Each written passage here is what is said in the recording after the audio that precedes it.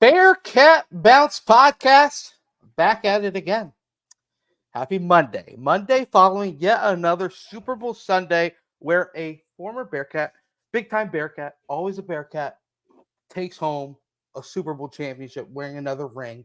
Not one, but two former Bearcats. Also a night where some former Bearcats, they got after it, man. We're gonna unravel all of that. A lot of fun there in the city of sin, Las Vegas. And then, of course, it's also a Monday where the Bearcats, yet again, had a halftime lead against the Houston Cougars. Could not finish it out the rest of the way. Still a lot of fight, a lot of promise. But now, back-to-back big top 10 games. Next one coming on Tuesday. It's also Monday where I welcome in my three guys, pals, partners, crew, squad, all together. Mr. Aaron Smith, Chad Brendel, Ryan Royer. Gentlemen, how are we? Good. Recovering from not recovering. Really wasn't that rowdy, but Super Bowl party yesterday. Call had it some recovery. Good food. We'll call had it some recovery. good food, a bunch of good friends and family over for the game. So Kelsey was happy at the end of the night, went to bed happy. And here we are. Oh, Kelsey definitely went to bed happy. There's no doubt about that. She was excited. She was a little nervous. Much like the San Francisco 49ers, Kelsey did not understand the overtime rules. So she had a lot of questions about what was happening. But, they got across the finish line. She's probably sent me 37 post-Super Bowl videos on TikTok today from, the shenanigans. From the happy couple gallivanting around Vegas last night. I love it. And Craig. Hey, and Craig. Exactly. There. And the former basketball manager, if I'm not mistaken, also there hanging out with them. So I mean they're crew rolling deep. But Aaron, squad. Where's Barwin and all this stuff? You would think Connor would be living it up a little bit. Yeah. I think Ice Spice got his ticket. I'm pretty sure. Oh, that's probably it. That's what it was. Yeah. Well, Aaron, sir, how are we? I'm delighted the season's over. Oh, wow. Coming in hot. That's it. That's all you got. That's all he's got. Wow. All I got. Like a tornado. Twisters coming out. Another remake of an old movie or whatever it's called. Whatever they're doing. All these movies, they're just coming out with another one. And Twisters, you came in like a tornado there, Aaron. We'll circle back on that one if you catch my drift. Royer, sir, how are we? Doing great, man. It was a solid weekend, capping it off with a great game. Happy for Travis, and always good to see Jason up there having a good time with him too. Yeah, solid weekend. Excited. I guess not the best part was the Bearcats dropping a winnable game there at home where you thought they were finally going to pull it out, but Super Bowl kind of makes you forget about that for a moment. Kind of captivates This just in, you. Ryan. Houston's good. Yeah, they find a way to win. That's what great teams do. Great teams coached by a great coach. And, sometimes it's like, holy shit, like the great team finds a way for these insane shots to just go in and bail them out. It's kind of just almost like karma. That might be why they're a great team. It might be part of why they're a great team. The energy around them just forces the ball in. Football/basketball gods, if you will. I mean, that's kind of the shit that happened to us. If you look at the run we had of football and I was playing, there was a lot of games we should have lost, a lot of plays that went our way just for some reason. 8 straight plays, goal line stand. Oh, my God. Don't even get me started. What are the odds of that? The longest day ever with game day. Half the student section's gone because they've been up since 5 a.m. None of us for a second thinks we're losing that game. Next thing you know, they got 8 cracks at the goal line after we muff a snap. Unbelievable. Yeah. Unbelievable. So we were Tulsa. The Bearcats were Tulsa a little bit in that game. True. Very true. But you know what? I think that sometimes you don't have that same, that same juice, that same, maybe the car gods aren't on your side sometimes, and you happen to get a little bump, a little bruise, a little nickel, little nanny on your car. But guess what? We'll call our card lowercase g God. Danco Joe over at Danco Transmission and Auto Care. He'll get you hooked up, get you fixed up. $10 off your next oil change, 10% off your next fixing. Call Danco Joe. He'll hook it up. Mention Chad, Aaron, Ryan, Taylor Swift, Ice Spice, or just mention them all. You know, he'll get you hooked up, get you worked out. But let's wrap up Super Bowl talk. You might have an Ice Spice obsession. Are you okay? Dog. I mean, she was up there owning the box with she's got the lyrics. She's got some of the best lyrics out there. Yeah, man. You're not the shit, you're the fart. It doesn't get fart, much better than that. Yeah, you think Jason asked if he was the fart, you think? It's like J. Cole on the beat. You know what I don't think America would have ever complained about over the past 2.5 months? What's that? More cutaways to Blake Lively. Oh. I think that's something we all could have got on board with. Yeah. Every 15 minutes we just get a Blake Lively cutaway. Yeah. I could roll with that. I just love how into it not only Taylor but the friends are. Like a lot of these like they've never been that excited at a sporting event, and they're just there going absolutely batshit crazy for Travis. Remember, they generally don't go to sporting events. Like this is not a world that they're a part of. Yeah. So then to be a part of it and have a vested interest and to be like caught up at that level, I'm sure it's overwhelming. It's overwhelming for people that have been fans their whole lives. Like watch when a team wins the Super Bowl, like, the first time in forever or ever or whatever. Like there's grown men bawling, sobbing uncontrollably at the release of like emotion. Yeah. So I can imagine if you've never really been part of it and all of a sudden you're just thrown into that world, you're like, this is incredible. Being a fan I love it. Being a fan for 3 months versus an entire lifetime and already having a fucking Super Bowl ring. No big deal. No, you're such a hater. I knew Aaron was going to bring that up, but hey, that part is true. To be fair, I mean, I have cried too many nights over damn sporting events to the point where I have considered like, why do I do this? Like why am I a fan? Like what is the reason why I do this? And then you know what? It's for the reasons and the hope that one day I will be like Taylor Swift, sitting in a luxury box that I paid a couple million making out with the star tight end. Yeah, yes, exactly. And, just something along those lines. As long as it's at a club in Vegas, what happens in Vegas. As long as Marshmello and the Chainsmokers are there, you're good. Let it fly. As somebody I know once used to say. Singing songs back and forth, pointing at each other. Oh man. I mean, you think about all those when those people probably went to the games, it was just social hour up in the box. Well, yeah, they're getting free tickets, like they're just parading, or they don't have a vested interest. Let's not look that interested because we're like above this. But now it's like the ball's in the air for more than 2 seconds. It's screaming, pointing. Oh my fucking God. Like you just read their lips on every highlight. It's just, you can tell they don't really understand the game because everything's a big deal. Everything's nail biting. There's like no chill at all for them.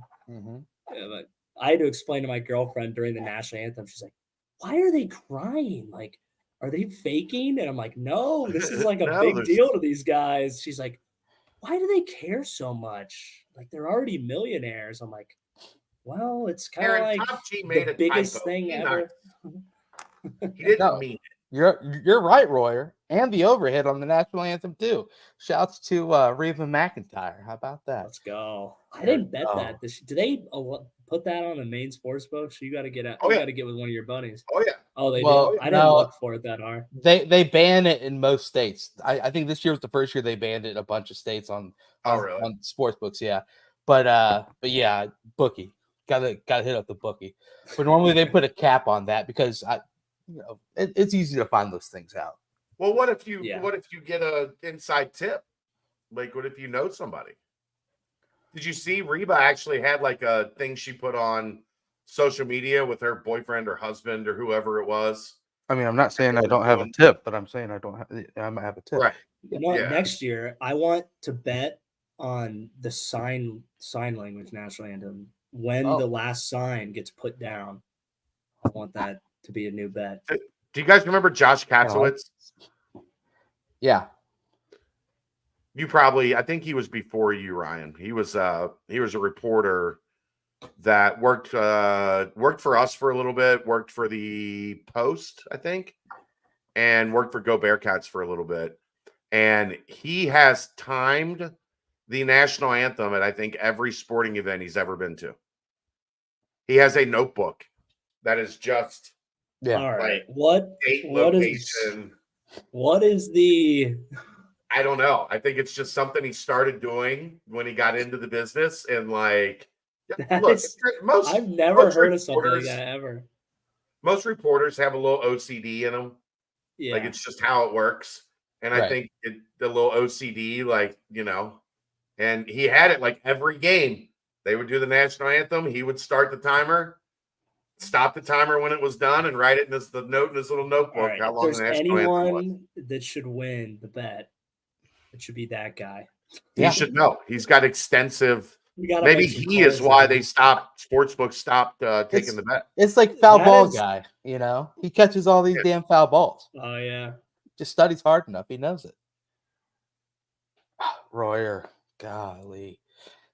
I like this little path we're going down because I mean there were a bunch. It was like Dolly Parton going to show cleavage, is Usher going to expose a nipple, like some weird prop bets on certain books. So I mean you just got to look at it, and you know what, both of those did hit as well. Ding.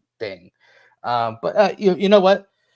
Let's wrap it up real fast with Super Bowl talk. A game that started out pretty blah ended up being pretty awesome. The very first overtime with the new rules on this big stage turned into the 7th longest NFL game of all time. And you know what? Obviously, the 49ers didn't know the overtime rules, and they were a tad confusing. But man, it's awesome to see Travis win another Super Bowl, and I mean the Chiefs, they came out with a way to win in the end, and most of the time the best team does figure out a way. This guy gets another ring. B. Cook gets another ring, baby.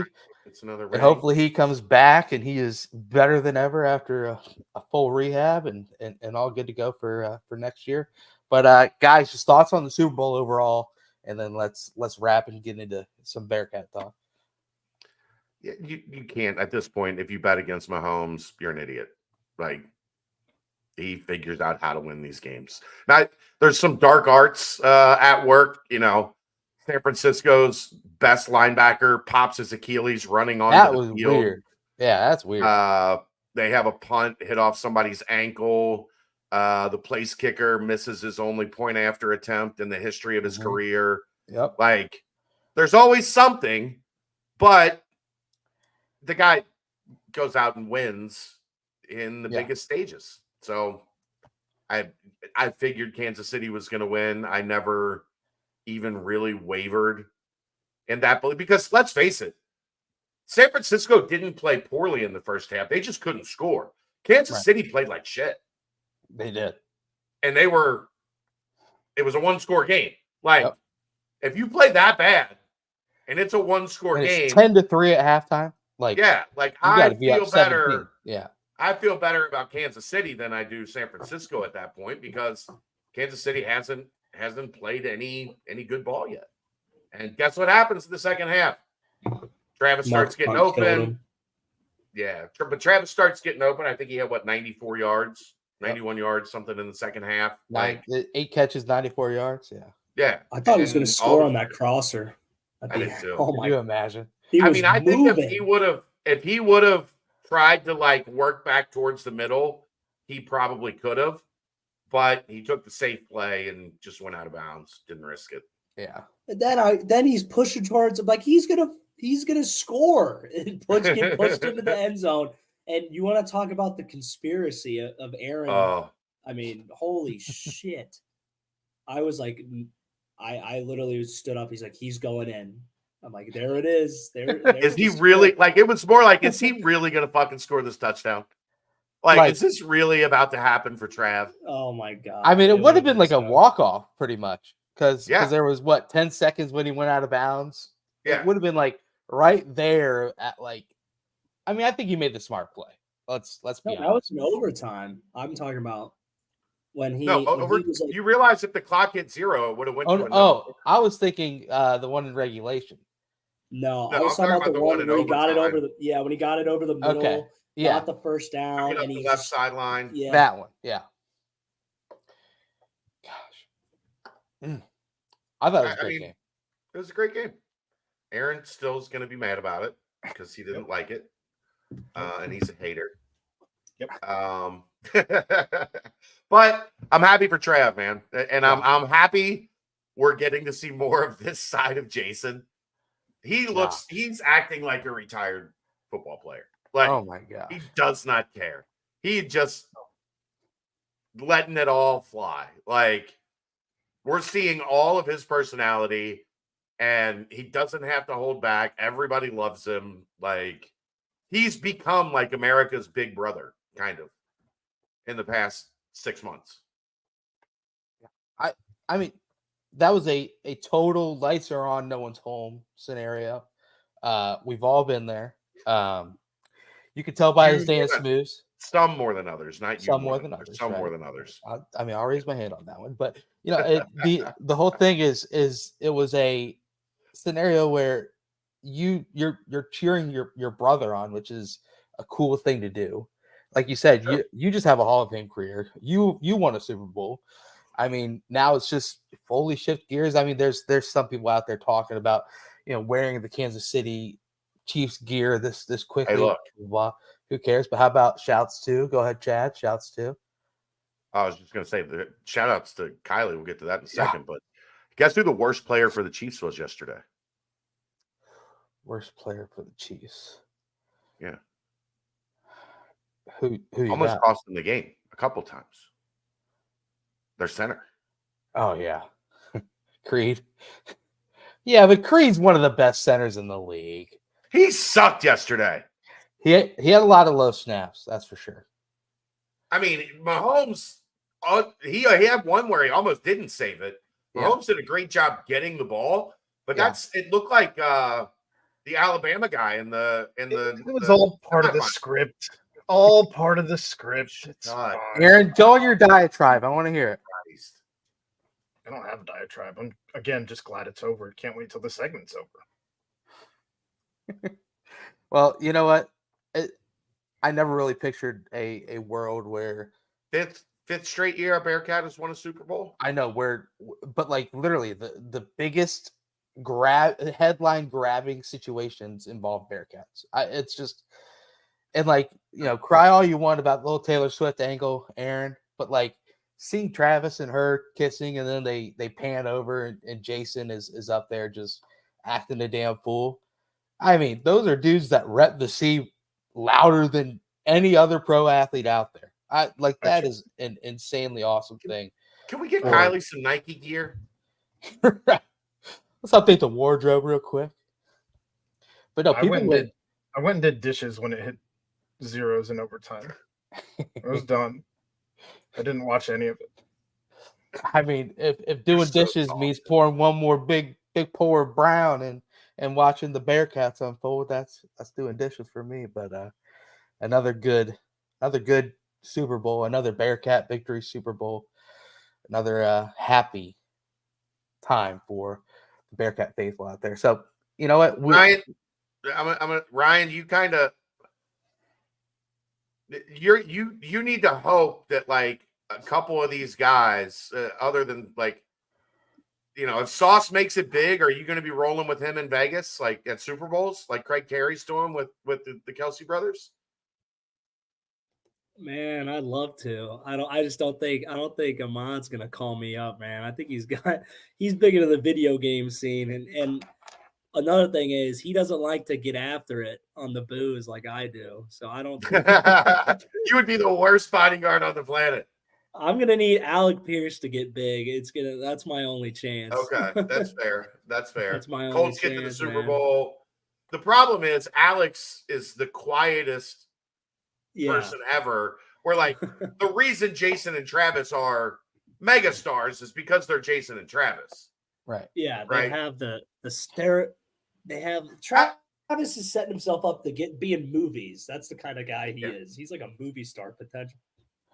Yeah. And Jason's going to be a monster in football media for the rest of his life.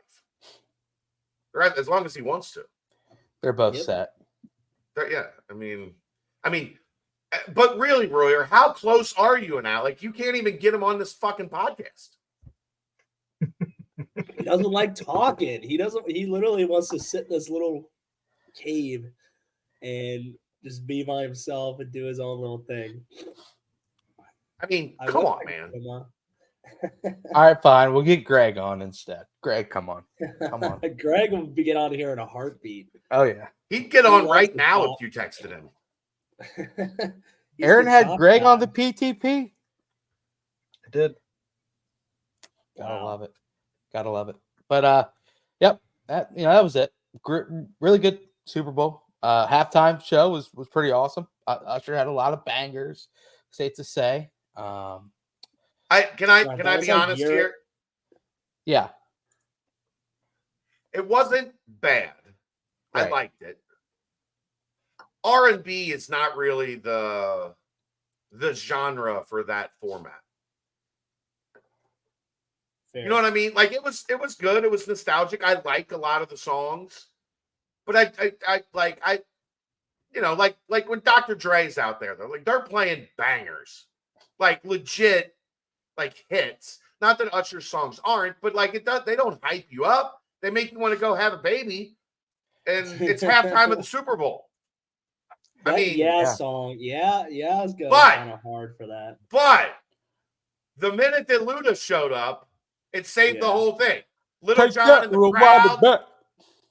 Lil Jon in the crowd starting it, and then Jermaine Dupri dressed up like like a Oompa Loompa. Like we represent the Lollipop Kids. Hey. Lollipop Kids. Different movie, but I see where you're going with that.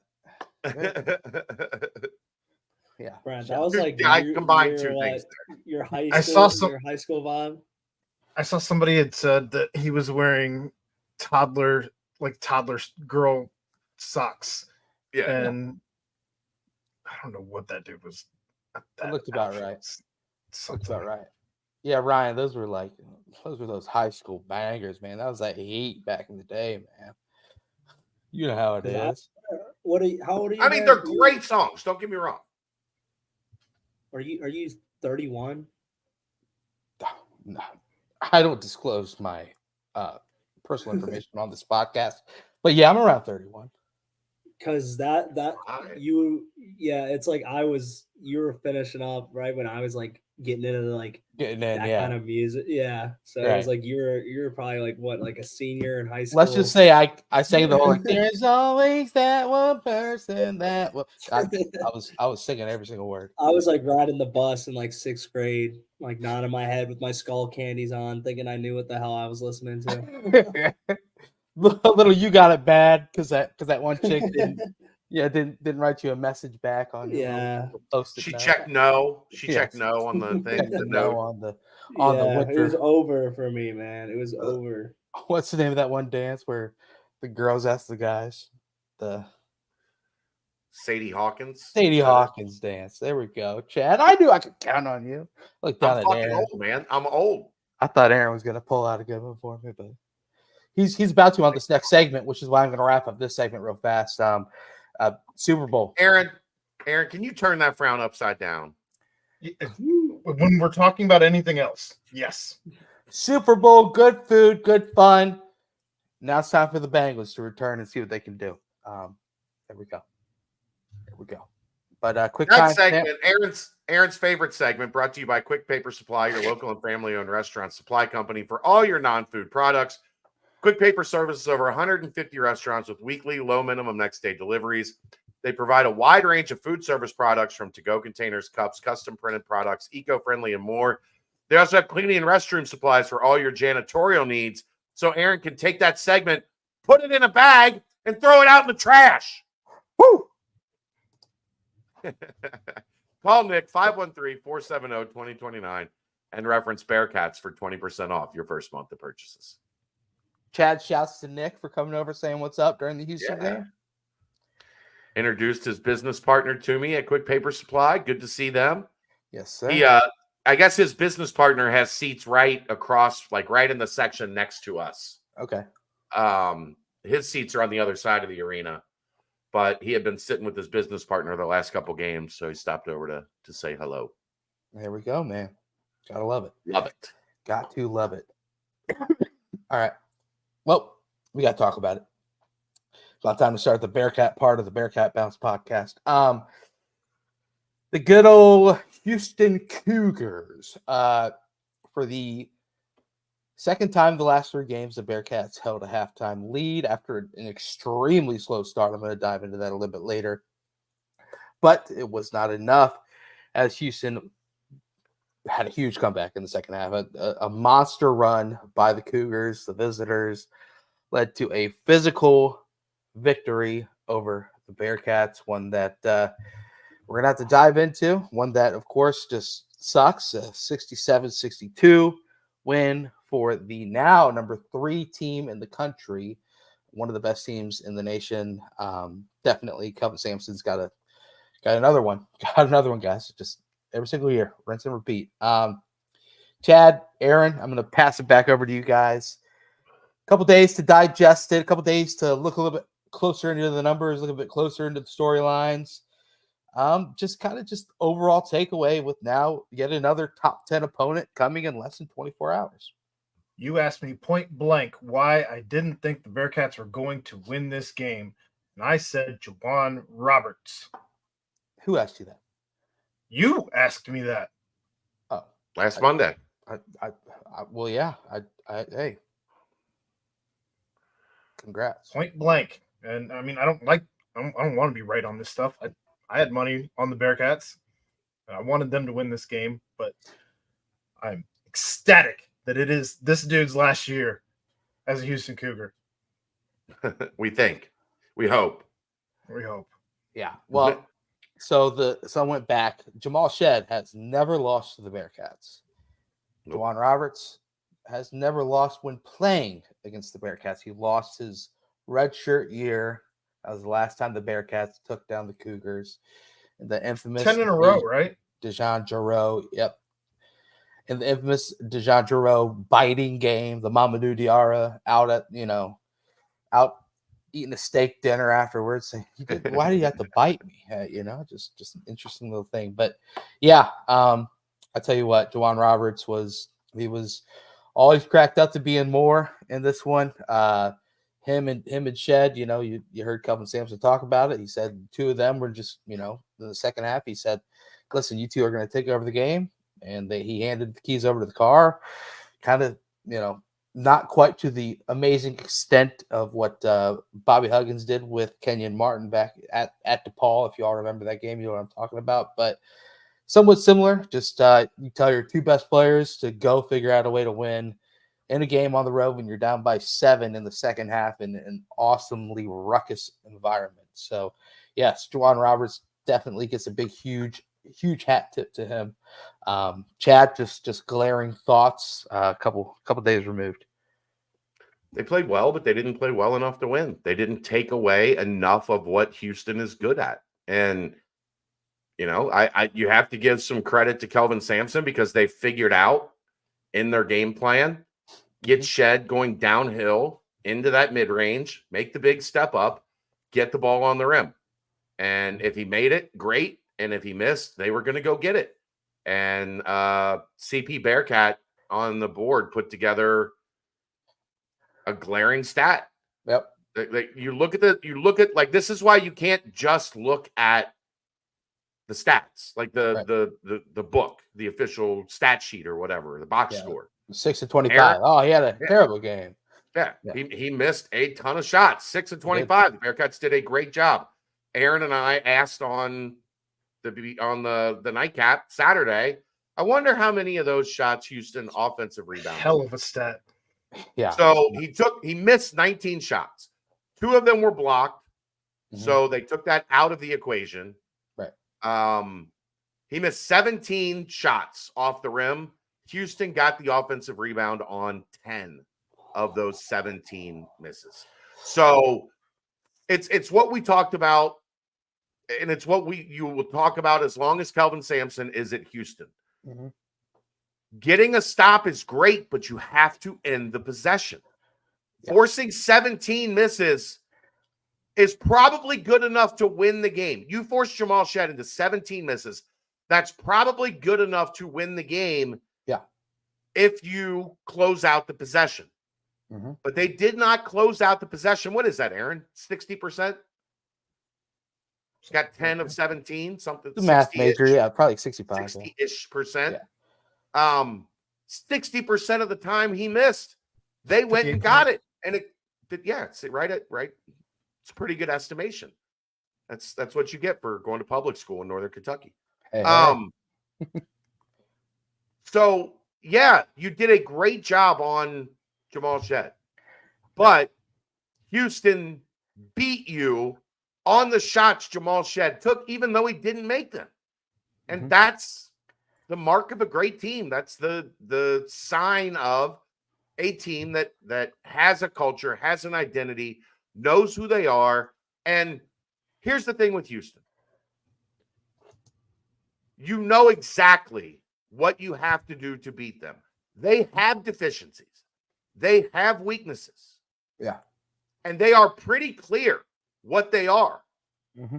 But they're so good at what they're good at. They say it's like a guy with a great fastball, right?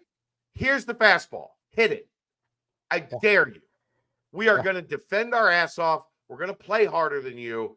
And we're just going to be monsters on the offensive glass. And you know, all of those things are coming.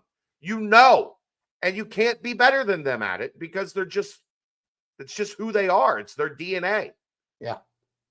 I think the Bearcats knew that it was coming. How do you not? Right. But they weren't ready for it is the crazy thing, which is why Houston has separated themselves to the level where they are right now. But the week off was good to get fully healthy, get everything back. I wish there was a game on like that Tuesday or something to just keep them locked in and everything. I don't know. It's just hindsight 2020 at this point. But the historically slow start for the Bearcats in this one. It's just at one point it was an 11-1 rebound discrepancy. Yeah. The lead to Houston. It took all the way to the 15:26 mark for Jamil Reynolds to grab the Bearcats' first rebound of the game. At 16:40, there was a 7-0 rebound advantage for Houston. And then you look at it, with 9:42 left in the first half, there was a 17-4 lead on the boards for the Houston Cougars. They had a 10-point lead, 20-10. At that point, the rest of the first half, the Bearcats flipped the script. 13-4 rebounding edge for Cincinnati. They went to half, leading 32-29. And if you look at it, it expanded all the way for the final 30 minutes of the game. It was a 34-24 rebounding edge for Cincinnati. So they brought it, but they brought it just a little too late. That early beginning, because if you really break it down, there's that run by Houston. You're up 7 in the second half, Brent. You're up 7 in the second half. Yeah, exactly. Yeah. So I don't give much credence to Houston got out early, but then Cincinnati did to them the same thing to end the first half and start the second. For sure. No, I agree. But the fact is you just continuously put yourself behind the 8 ball that much. You exert all this energy getting back. You then are just trying to slowly always come back. You build that 7-point lead. But I don't know about you, Chad. I never felt comfortable during when they were up 7. Well, no, it's Houston. Why would you ever feel comfortable? You can't ever feel comfortable. No. So the whole thing about, yes, they lost the lead yet again. Another long spurt where they weren't able to score more than 3 points. And then Cincinnati has that flip, that spurt back themselves to get back within 2. LJ Cryer hits it was a hook shot. Now you look back at it, it's just an insane shot. Not to discredit also Malik Wilson's 2 really tough step back Jays that he knocked down as well. It just you know, The guy like, averages 4 points a game, comes in and hits two just crushing step backs. and you know, you look back, like Sharp hit some like weird leaning threes. Like the whole thing is just That's why their tough shot making is part of being a great team. Like right. that's what Cincinnati doesn't have. It's what's keeping them from being a great team is they don't yet have an elite shot maker. Like they've got good Big 12 level players. Right. But they don't have that one or two guys that it doesn't seem to matter because they're going to get the ball in their hands late in the game and they're going to have to take a tough shot. And the shot's pretty likely to go in, like no matter how tough it is. We saw Dylan Disu do it. We saw Max Asmus do it. Like, you know, you can go down the list of guys this year. You know who didn't do it? Pop Isaacs. Oh, Piggyback. Never mind. Also down the stretch, Tennyson and Jameer Nelson missed a couple that were key for them. So you know, it goes both ways. You know, in certain moments, Simas Lukosius has been hitting that little mid-range jumper that he hit at Texas Tech. He hit that one. That was the differential in that game. You know, it's just the beast of the Big 12. That's what the Bearcats are fully in right now. Royer, were you able? Brent, easy. Make or miss league. Yeah. Games are going to be decided in the final 3 minutes. The team that makes more shots is going to go home the victor. Yeah. Every time. It's crazy. Royer, you're able to take in the game. You're yeah. I think thought. Chad hit on the head. We kind of mentioned it at the start. Just like the Bearcats didn't play their best game. They also didn't play bad. I like their fight, the way to crawl back in at down 10, under 7, like that's hard to do against a great team. Under 3 minutes left. Under 3, 4, under 5, 3. I can't remember, but like, I mean, that you should, you know, do a great teams normally close that game out and kind of shows the fight. I think we all know this team has, but it's just like, it's just the classic thing. I think it's this thing with Houston that we were kind of beating on last week, where Bearcats aren't a great team and Houston is a great team, but you just see the Bearcats just progressing into getting better. And you kind of see that represented in when they play Houston, how they're getting closer and closer, but they're not there yet. Right. And that was just the story of the game. I felt like the Bearcats, you got to have your guys step up. You got to have your scorers step up and score and play good all around basketball. And you got to have guys step up that haven't been lately. So, and those things didn't happen as well. But I think the fight of this team and the culture Wes Miller has kept them in it. But yeah, they got to. I mean, if they want anything to do with March basketball, they got to win this game tomorrow. It's do or die, and it still might not be enough. I don't think people understand how good Iowa State is. I've been they're good. They're very, very good. They're just solid. They're rocks. They might be more rock solid than Houston in a lot of ways. I think they're like Houston light in a lot of ways, and then they're like they do it a little differently. Yeah. They're not they're a decent offensive rebounding team, but they're not an overall great offensive rebounding team. They do it defensive more rebounding with pressure. Too. Yeah. Defensive rebounding is not good. No, not at all. So they do it more with pressure. They're still a top 10 team in this league, though. I mean, but Aaron, I think it's a matter of like, they're not Kansas, they're not Baylor. Like they weren't hyped up coming into the season. They lost by 9 to Virginia Tech. So I think people like look at this and go, "Well, it's Iowa State." Like we did this to Oklahoma when Oklahoma came in as a top 10 team, and we were right. That wasn't a top 10 team. I guess my point is, we're 10 games into the conference play now. If you're a top 10 team 10 games in, you've done something. But I don't think people have watched them. Like, I don't think people know a lot about them to understand. Like, that's kind of – they haven't been in those marquee Big Monday or like ESPN games where they've gotten the spotlight and people have gotten a chance to like we pay attention to it because we have to do this for a Even living. their Houston game was They're- on like ESPN Plus or like ESPN Right. 2. It They're wasn't not flashy though. They're not fun to watch. They're just fundamental.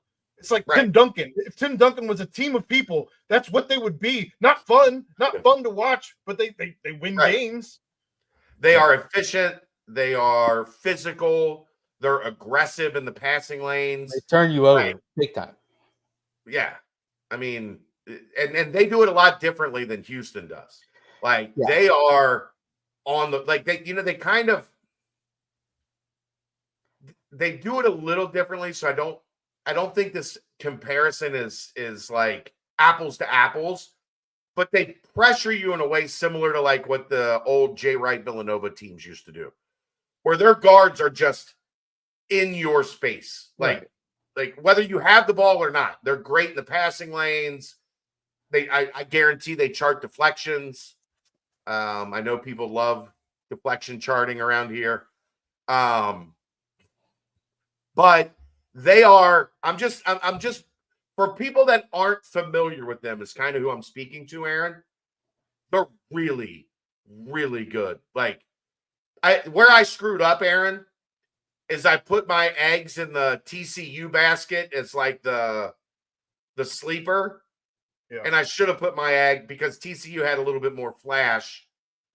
I should have put my eggs in the Iowa State basket. Well, but like TCU Iowa State's non-conference, you wouldn't really think to do that though. I mean, they lost to Virginia Tech by 9. They lost to Texas A&M. I mean, Virginia Tech is not a tournament team. Texas A&M is a bubble team. They barely beat VCU. I mean, they got pretty much blown out a bit against Oklahoma in the opening game of Big 12 play. It's just they just aren't that sexy team, like you said, but they've really, really, really caught a hot streak over the last month. And no one wins a game at Iowa State. Iowa State right now at home is as good as Kansas at home.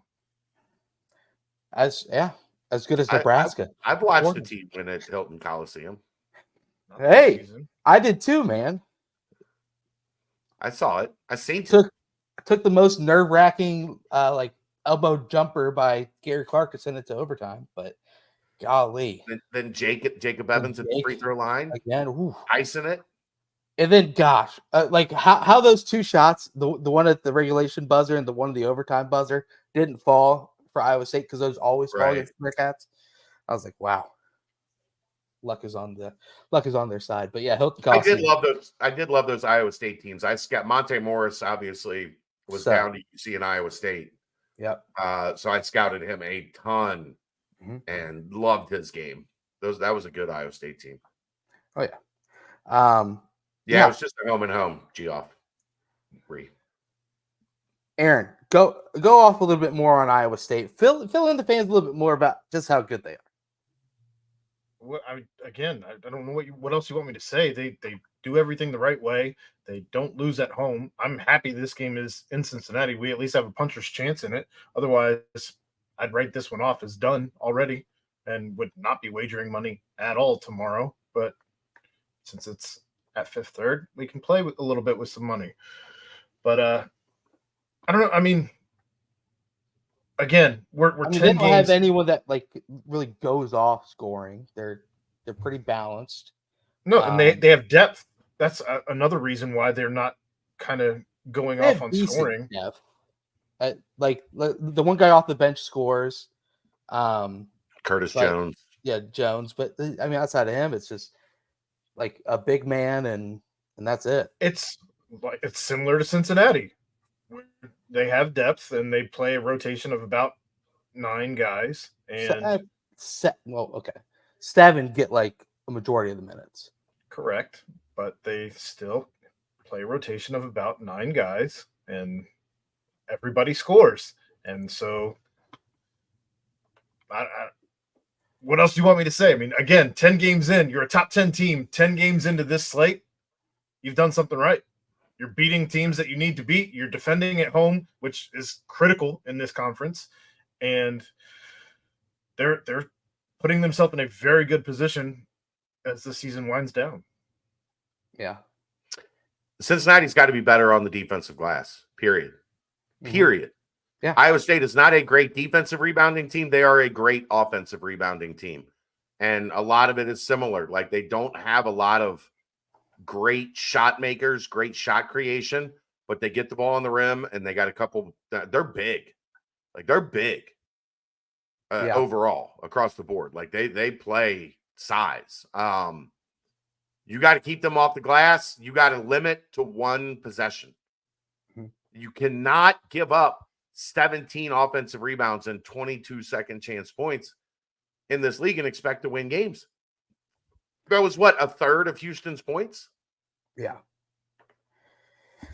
I mean, it's going to happen a little bit. Just the nature of the game. It can't happen a lot. It can't happen 17 times Right. for 22 points. Not in a game that's going to be decided in the final 3 minutes.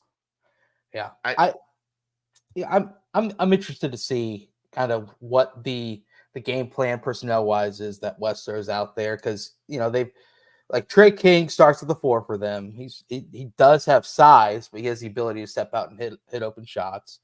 Are they going to ride with CMOS on Momcilovic, who can stretch the floor? He's got that back down shooting ability. Because obviously you're going to probably put Newman on what their leading scorer, what's his name, Keshawn Gilbert, and then you're going to probably obviously put Day on Lipsy. So it's going to be interesting to see how quick Dan comes in, and if Dan kind of assumes a role for lockdown Momcilovic. I start him. Yeah. I mean, they play big. I know that's going to make it a little difficult to play CMOS or John at the 4 right out of the gate. But the main thing for me being, more often than not, you're finding yourself not playing great in that first segment. Right. Or when you do play great in that first segment, then you bring in the bench and it kind of falls apart. They started Dan in the second half against Houston. Yeah. In this game, I would start Dan and maybe let Vic watch for a couple minutes before he comes in. Top G said earlier in the chat here, the opening segments have been hurting Cincinnati. I think that's a way to really switch the opening segment, though, is if you do start Dan as opposed to Vic, and hopefully get this team into a little bit of rhythm right out of the gate. I think the luxury of having CJ back is that you can start Dan, because then that does give you, and it sucks. Don't know how many minutes he can play. Right. I was going to say, it sucks having CJ back, and then the first 2 teams that you play are the best 2 defensive teams in the entire conference, but in arguably the country. But just knowing that CJ is there and the ability that he has, just even whatever minutes he's out on the court, the opposing team has to account for him. Only played in 2 minutes is what it says in the Houston game, and obviously that's to be expected, but that gives you a bit of a luxury to kind of go with Dan a little bit, and then you have 3 bigs who you can rotate or play at the same time and really hone down that 5, and then in certain situations at the 4 and 5 as well. So yeah, I think you definitely need to have big games out of everyone. Against Iowa State, you go back and watch their games. They crowd the lane so much defensively. Like, they give up threes all over the floor. Oh, it's like they will sell out 3 and 4 guys on someone in the post. You've got to knock down open shots. It is an absolute must. Like Aaron said, their home and road splits are insane. Hilton Coliseum is Hilton Coliseum, but on the road, they're just another middle of the road Big 12 team, which means they're pretty doggone good. But they're definitely, like Aaron's saying, way more beatable when you play them at home. So I think it's time. Wes loves to get the team fired up. The fan base has shown out. Time to make Fifth Third Arena the worst place for teams to go and try and get a win. Try and bring that back a little bit. Look, you've already lost 3 home games. Yeah. You have 4 left, Right. right? Like you have got to figure out how to get right at home Mhm. because you're not going to keep making up games on the road. Like that's Right. not how this league works.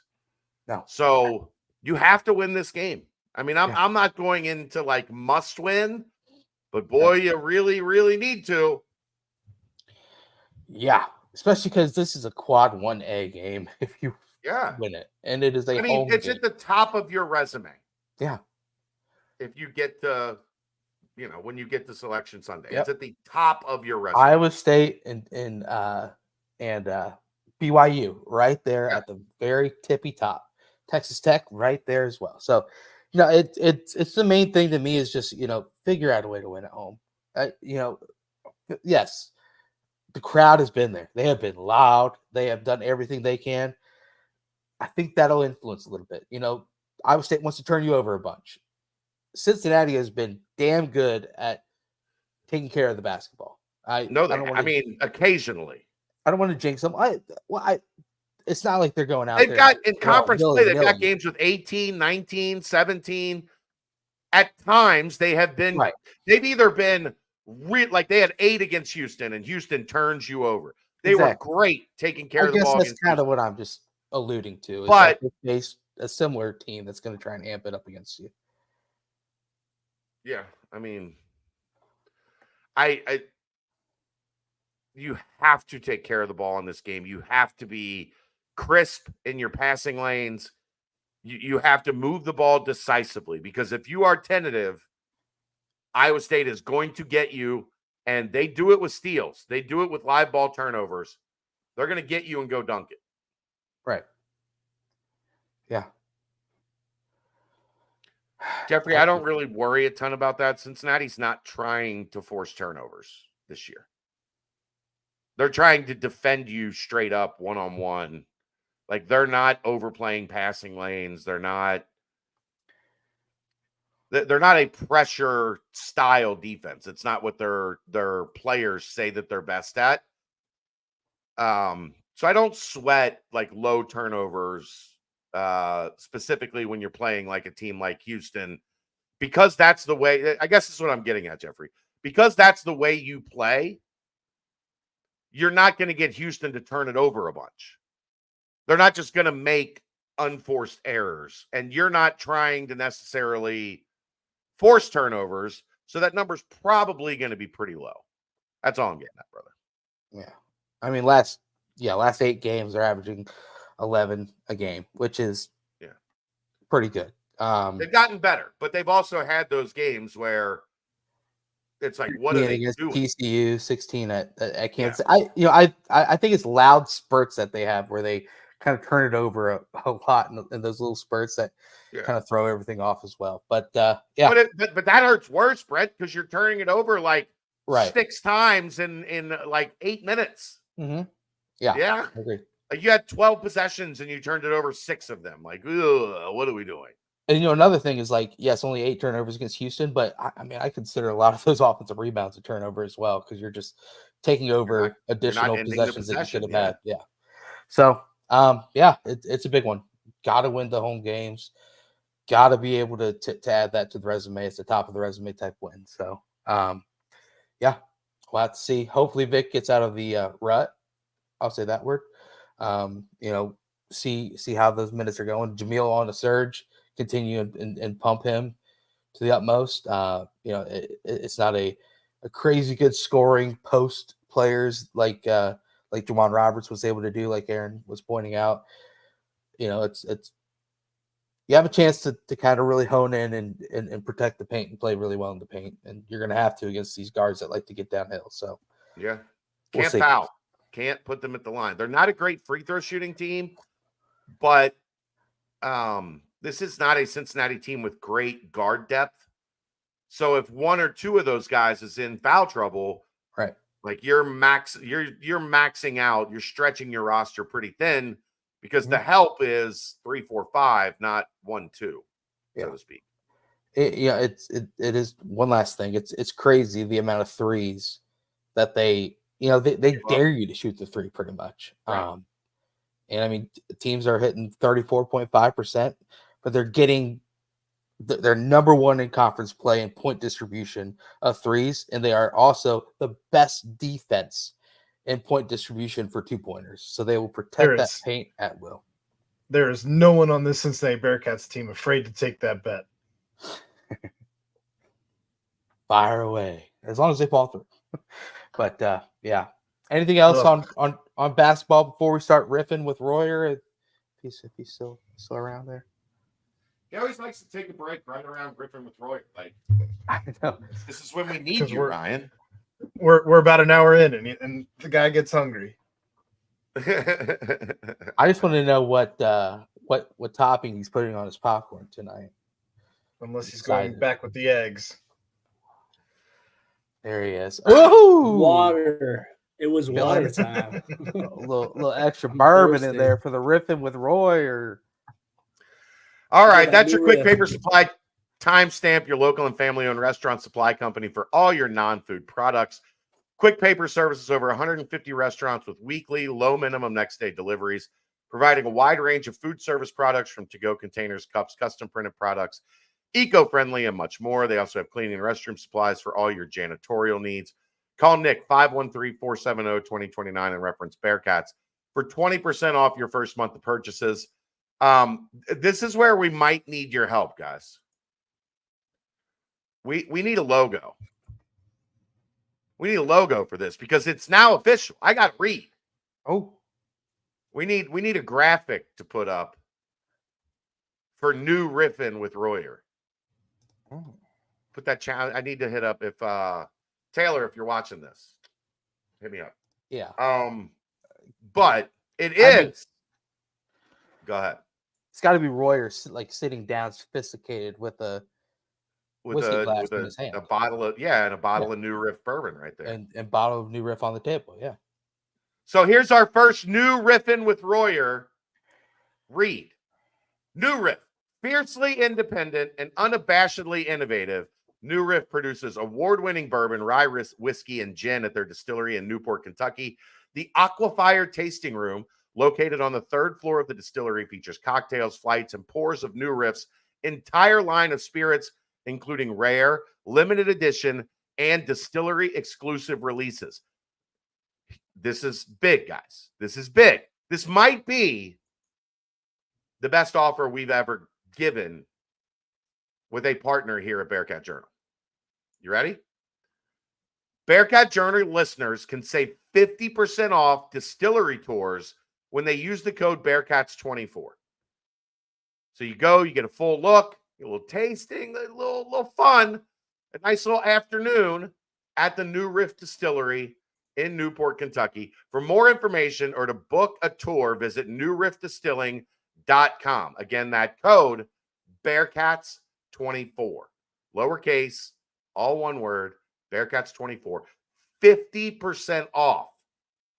50% off. Wow. A distillery tour. That's a big time deal. And now we present big to you time, baby. I like New Riff in with Royer. Let's go, man. Let's go. Shout out New Riff. Hey. That's big time. Big time. I gotta live up to the hype for them, man. All right. I think maybe we need to just like at the start of this, you need to do a shot of New Riff every week. All right. I'll do it. All right. I have to. Easy. I'll do that. Twisted his arm. Yeah. Don't hurt me. We're going to make you do a whole drink, but I figure you could pound like, let's go. Yeah, I'll do a shot of New Riff every week for the boys. Wow, I like this That's idea. what I like to hear. Yeah. I like this. Hey, they're gonna throw down that half off. I'm gonna have to do something. Gotta match them. Yeah. I mean, you're the poster boy. I bet we could probably get you in there. Get you in the lady friend. I'd love that. All right. We'll see what we can do. Don't have to tell me twice. All right. So watching, we were talking about the last 3 minutes of the game, and I've seen on Twitter a couple times fans, or I can't remember if it was in the comments of this show, like kind of in crunch time or in big offensive drives, when we got Jizzle in there, he kind of tends to go hero ball mode. And I love the confidence out of him. He You wants to want get that out of downhill. Like, that's his game. Yeah, that's his game. And big moments, big games. He's not afraid of the moment, and that's something that makes you excited for the future. I don't know if what was it like 3 out of their 5 shots or 4 out of their 5 possessions there, kind of where they're pushing back into the game. It felt like it was him just kind of going like, all right, I'm taking this into my own hands. And that's, it would be great if he would have converted in 2 more of those opportunities. If you see one of those, you kind of get thrown off the backboard, and you have Newman come in there and just do what John Newman does for this team. That But was it kind of just, nasty. yeah. Mhm. And I kept saying to myself, I was like, I don't know if I want Jizzle James right now trying to take over at the end. So I wanted to set up the question to you guys. Who is your guy you want with the ball? You're down 2 minutes. You're down 2 with 1 minute left. Who do you want running out the shot clock, ISOing up that possession, trying to tie or take the lead? You guys know my answer, so you guys can go. I agree with your answer. Simas Lukosius.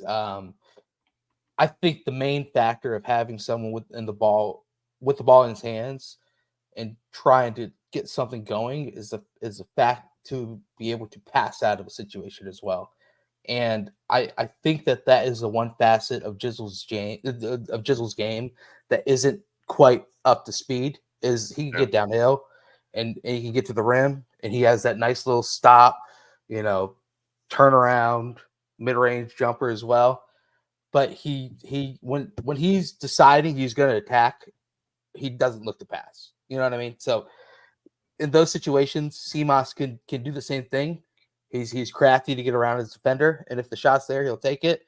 If not, he has the ability to stop and find the open player as well. So my answer is Simas in that situation. And I think once CJ gets up to speed, you got an additional shooter out there as well. It's only going to open up the lane even more. I liked all of the reasons you just gave, but I think you had the wrong player, and it was actually Day that you should have been talking about there, because I don't want Simas shooting the ball at the end of the game. I don't think that he has been. You want Day shooting the ball at the end of the game? I do, actually. I don't even know that I necessarily want him shooting. I think I just rather the drivability of Day, because I don't think Simas is a good driver. I don't think that he is a great shot creator, and I don't think that he should be the guy at the end of the game that I want to rely on. I categorically, vehemently disagree with every. That's why we do this show, though. Did you watch the Texas Tech game? It's one game. It's one game. He's had all year. It took all year to get there, though. The Texas game. Yeah. All right. That's fine. It's Simas. Like, he's the most reliable guy with the ball in those situations. Aaron, I agree with you. Like speed, breaking down a defense, and getting to the rim with burst. The question was ISO. If you wanted a guy in ISO, and in ISO, I don't want Simas. I say you don't have to shoot the ball. I agree, and I said that Day can pass it out, but I think that I think Simas. My feelings are well known on Simas right now. Yeah, you're a hater. I know. I think we were sold a lemon on Simas. I mean, they statistically, he is the most important player. You love plus minus. He leads by a vast margin in plus minus when he's on the floor for the season. Like, they are better with him on the floor because of what Brent talked about, his ability to do multiple things. He is not one-dimensional. He is not just use his burst and beat you to the rim. He is not, Dan, I'm going to go baseline and try to beat you that way. He can handle it. He can come off a ball screen and play off the ball screen. Again, I think there is the reason I think that this sentiment is there with Simas because they've asked him to do too much. They have asked him to do things that he wasn't necessarily brought here to do, but there hasn't been anybody else step up into those roles to do them. So I mean, it's 6 of one, half dozen of the other in terms of like Royer's right. Like, give Wes credit. I thought he trusted Jizzle more than we have seen all season down the stretch of the Houston game. Like, I think that speaks volumes for where they are at long term with Jizzle. I don't think Dan is ready to do it yet because of the passing element, Brent. I have not seen from Day in a downhill ISO attack mode that he's much of a passer. His mentality is also get the ball on the rim. Dan Seamus, as well. I think and Seamus, I think, can beat you in multiple ways in a late game situation that I just don't see the other guys are at yet. Like, that's kind of the bugaboo about this. Is I also can see Aaron's point and like wanting some guys that have room to grow Right. in that area. Like, I think we all think eventually Jizzle is going to be a closer. Eventually Dan is going to be a closer. They're not there yet, but one of the only ways they get there is to fail at closing on their way to that point. So I understand it, but right now there's nobody even close that I would want the ball in their hands late over Seamus. I just think that I know what I'm going to get. Seamus was supposed to be this great shooter from Butler, and who he was That's at Butler not is what the numbers say, Aaron. Who he was at Butler is not who he is here at Cincinnati.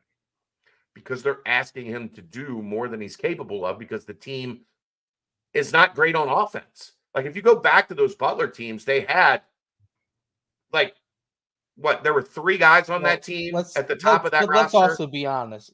We did not want Seamus to be Butler Seamus because that Butler team sucked. They didn't win. But you wanted him to be able to come in and have CJ Frederick available on the outside, have Slasher and Dan Skillings, have a point guard who can get downhill. I think the CJ Frederick injury affected Seamus so much because, like you said, he had to be the shooter now. He had to be the guy that was taking all those shots. He had to be the guy on a catch and shoot. He had to be the guy. You're down 3, you need a 3. Okay, Seamus, we need you to shoot this. And so, yes, I agree with Aaron. I agree with you, Chad. I didn't roast Aaron T-Win. I pointed out at the end of it, there are parts that I agree with, like his sentiment on his thought process. But right now, there's nobody as reliable offensively on this roster as he is. And the statistics show that out, even if he's been an okay shooter and not a great shooter. And you see what happens when you get the defense moving. You know, get by one defender, you make a pass, you find another pass, now all of a sudden Dan's got an open lane. You know, it's just certain situations like that. But yeah, if I want someone to get the ball, say clear out, no high ball screen, nothing like that. Aaron, I agree with you. Day get downhill. And I think that's why you see so many end of first half scenarios where it is Day with the ball, trying to get around his man and take the last shot of the half. So, Aaron, I'm curious. What do you consider? What would be the percentage for you to consider somebody a bad shooter? I was actually just looking at From the 3. percentages right now. Not 3. Better than you think, isn't it? Field goal percentage. Day actually is better field goal percentage than Seamus on the season. Okay. Not by much. 39.5 to 38.7. 8.7. Right. Yeah. 8. They're 8 100s. He's also taken 40 more 3-pointers. And he's shooting 35% from 3. That is a solid, respectable 3-point percentage. You got to be over 40, I think, though. Do you know how, Aaron, Ryan, inside do you know how 3. few guys in college basketball are over 40%? I know. You realize that like You'd think there'd be 42%, more. 42% is like the highest in the 43%, I think, is the best in program history on a season. 43%. Really? Yeah. I just don't know the game that much then. Iowa State's got the mom man, Milan Momstilovic. Yeah. He shoots 40.2%. And then Jackson Pavletsky, 42.9, but only 28 attempts. So yeah. I mean, as far as volume shooting goes, 40% is like if you're at 40%, you are one of the best volume shooters in the country. Yeah. CJ's at 44, but that's only on 50. Yeah. Which is more than And Pat Beck. CJ's one of the elite shooters in the country when he's available. Best ability is availability. It's availability, right? Amen. All right, Roy, let's rip. Yeah, and that's the thing that Geoff said. In the NBA, yeah, 40% is pretty casual from three. Maybe that's what that's where your brain is defaulting.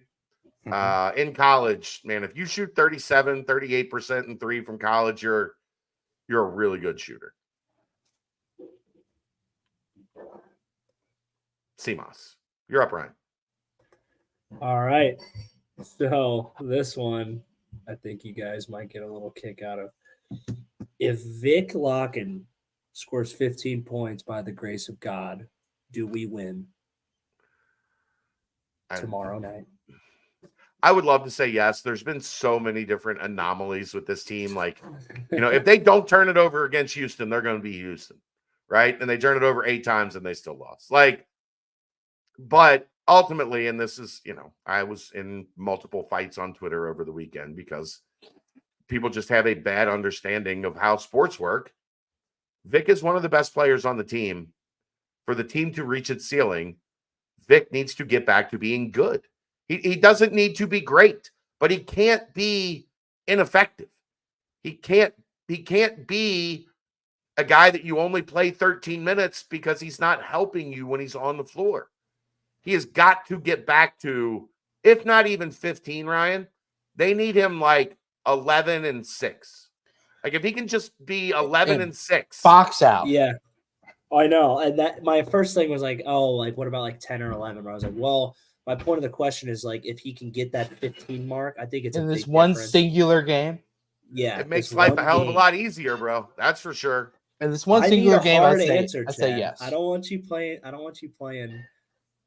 don't play hard answers because it's a trap. I know, but it's hypothetical. Like if he does it, I feel great. If he's got 15, Yeah. I feel great about Cincinnati winning. Now, yes. Did they turn it over? Did they turn it over 22 times to like erase how great I feel about Vic's 15 points? Potentially. Vic scores that's 15. possible. Vic scores 15. No one else scores above 10. Do we win? I would think no. We win 39-37. No. If Vic is at 15 and the rest of the team is under 10, that things have gone very, very bad. But if Vic's at 15, that should ultimately open up the floor for pretty much everybody else. That should also mean that he's got his confidence back. That should also mean that he's rebounding the ball rather well. And that should mean that the centers are able to be centers and not trying to make up for what Vic is lacking on the floor. So I don't know. I would think that, honestly, this team's probably clicking on all cylinders if Vic is at 15. In games that Vic has scored 15 or more points this season, the Bearcats are 8-2. Gotta like those odds, right, Roy? Those are decent odds, man. Quick stats, Brent. Well done. Got to get the monkey off his back because the last time he scored 15 or more, oh man, got to go all the way back to the Texas game for that one. Been a long time since them days. So, Chad, the thing that sucks about the whole, got to get Vic back on the path is that it's just at that point of the season where like it just sucks because you're doing that while every game just means so much. So it's like it's a double-edged sword because it has to happen in order for the long-term success of the season. But it's also a situation where like, and I think Wes is keyed in on it because he's really been quick to get Vic out when he sees, like in the second half, it was like a quick, Vic missed a block out and it was like, boom, just out. So, you gotta, it's something that sucks that, what he's going through. Well, here's the beauty, Brent. They also are not in a position where they don't have a choice. Right. Like you can try to get him back on track. Yeah. At a reasonable level. Yeah. But there are answers sitting down on the bench if it's not there. Get six And- angry minutes out of Jamil and then play Aziz. Right. Yeah. Right. Right. So, I mean, it's a two-sided coin here that, yeah, you got to get him back on track to reach your ceiling, but you don't have to force it. Right. You don't have to be desperate and play him 30 minutes when you only need to play him 12. If he earns his way back up to 24, 25 minutes, then things are going great. If he can't get there, it is what it is. And also chill out with the things. You know what I'm talking about, fans. Chill out with those things. So dumb. It's so Move dumb. on. Don't get me started. Go ahead, Rory. Started on that. All right, Vic, you have a chance to save us in our March hopes. Let's go. Because me and my roommate were talking about today, the Bearcats would be a great March Madness team. Yeah. Like a team that's just been close and they just string a couple wins together. They can upset a team and see themselves right in the Sweet 16. I think they'd be really fun. They just got to get there. And they can't get there if they don't freaking win. You're right, Tournament, Royer. that's for sure. And guess what? Defense with their two guards. I mean, Newman and Day defense, that travels against in tournament play. So yeah. Yes, just gotta get there. Gotta get there. All right. And the last one, we're gonna switch over to my favorite sport, football. I love me some football. Hey. You and do. We're gonna go over to all of our favorite portal pickup. Woo! He's got a lot, would say, the success of the team on his back, as he should in these ever-changing quarterback-heavy times. Okay. For the Bearcats to win 8 games, which is, that's saying a lot. What does our boy Sorsby's stat line have to look like? Let's get a total passing yards, total rush yards, touchdown to interceptions. So what? I think with this rushing attack, if you have a guy that consistently, or at least on average, puts up 225, 230 a game, you're in position to win in this league because you have the ability to punish the defense if they're selling out to stop the run. You have the ability to do, some play action, some misdirection, some RPO stuff, and then complete the throw. So whatever that equates to, 20, right, 27. Close like to 225 yards a game, roughly. So 2,700 yards. The touchdowns, I don't put as much like heavy focus on because you can throw it inside the 5 and then run it in. The quarterback is the one that did all the work, but he doesn't get the touchdown. The key for me, under 7, 8 interceptions, like do not be out there every week throwing a pick or two. I think that's way more important for me than what the actual, obviously he needs to throw some touchdown passes. But they need to be in a position where they're not, we don't know anything about this defense. We don't know anything. The offense cannot be putting the defense the defense gets a 3 and out, they punt, and then you throw an interception on the second play. We don't know that this defense is going to be able to hold up to that. What was the greatest part about your 20 and 21 teams, Royer, was if something happened to the offense, the defense wasn't going to bend. It didn't matter. We'll fumble the ball on a bad snap at the 1-yard line with the game on the line and ESPN's College Game Day there, and we'll just come out and shut you down 4 snaps in a row from the 1. We got your back. We don't know that this defense is at that level yet. So for me, more than the yards, more than the touchdowns, I'll still say you need to be above 65% completion rate in college. Yeah. I think that's kind of the sweet spot. If you're above 65, you're in pretty good shape. But you can't throw a bunch of interceptions. That's the one for me. That needs to be, I'll pick 8, under 8 interceptions. Yeah. I mean, Emery's raw stats aren't terrible for last year, but the completions percentage was rough, 61.5. It's not good, especially in college, and with a lot of throws that are pretty open that they should be able to hit. He had 10 interceptions on the year. Remember, he played sparingly down the stretch a little bit. So overall, I'd say pretty much on pat with what you're saying, Chad. If he can get it, around, 2,600 yards to 2,700 yards. Emery was at 23, 22.19 last year, but it wasn't enough. Was not enough. The rushing element is what's interesting to me. Obviously, it's not going to be the same rushing package that was for Emery that the offense will use. But I mean, Sorsby can run the ball a little bit. He's got a bit of a yeah, but I don't expect him to be like 600-700 yards. Oh no.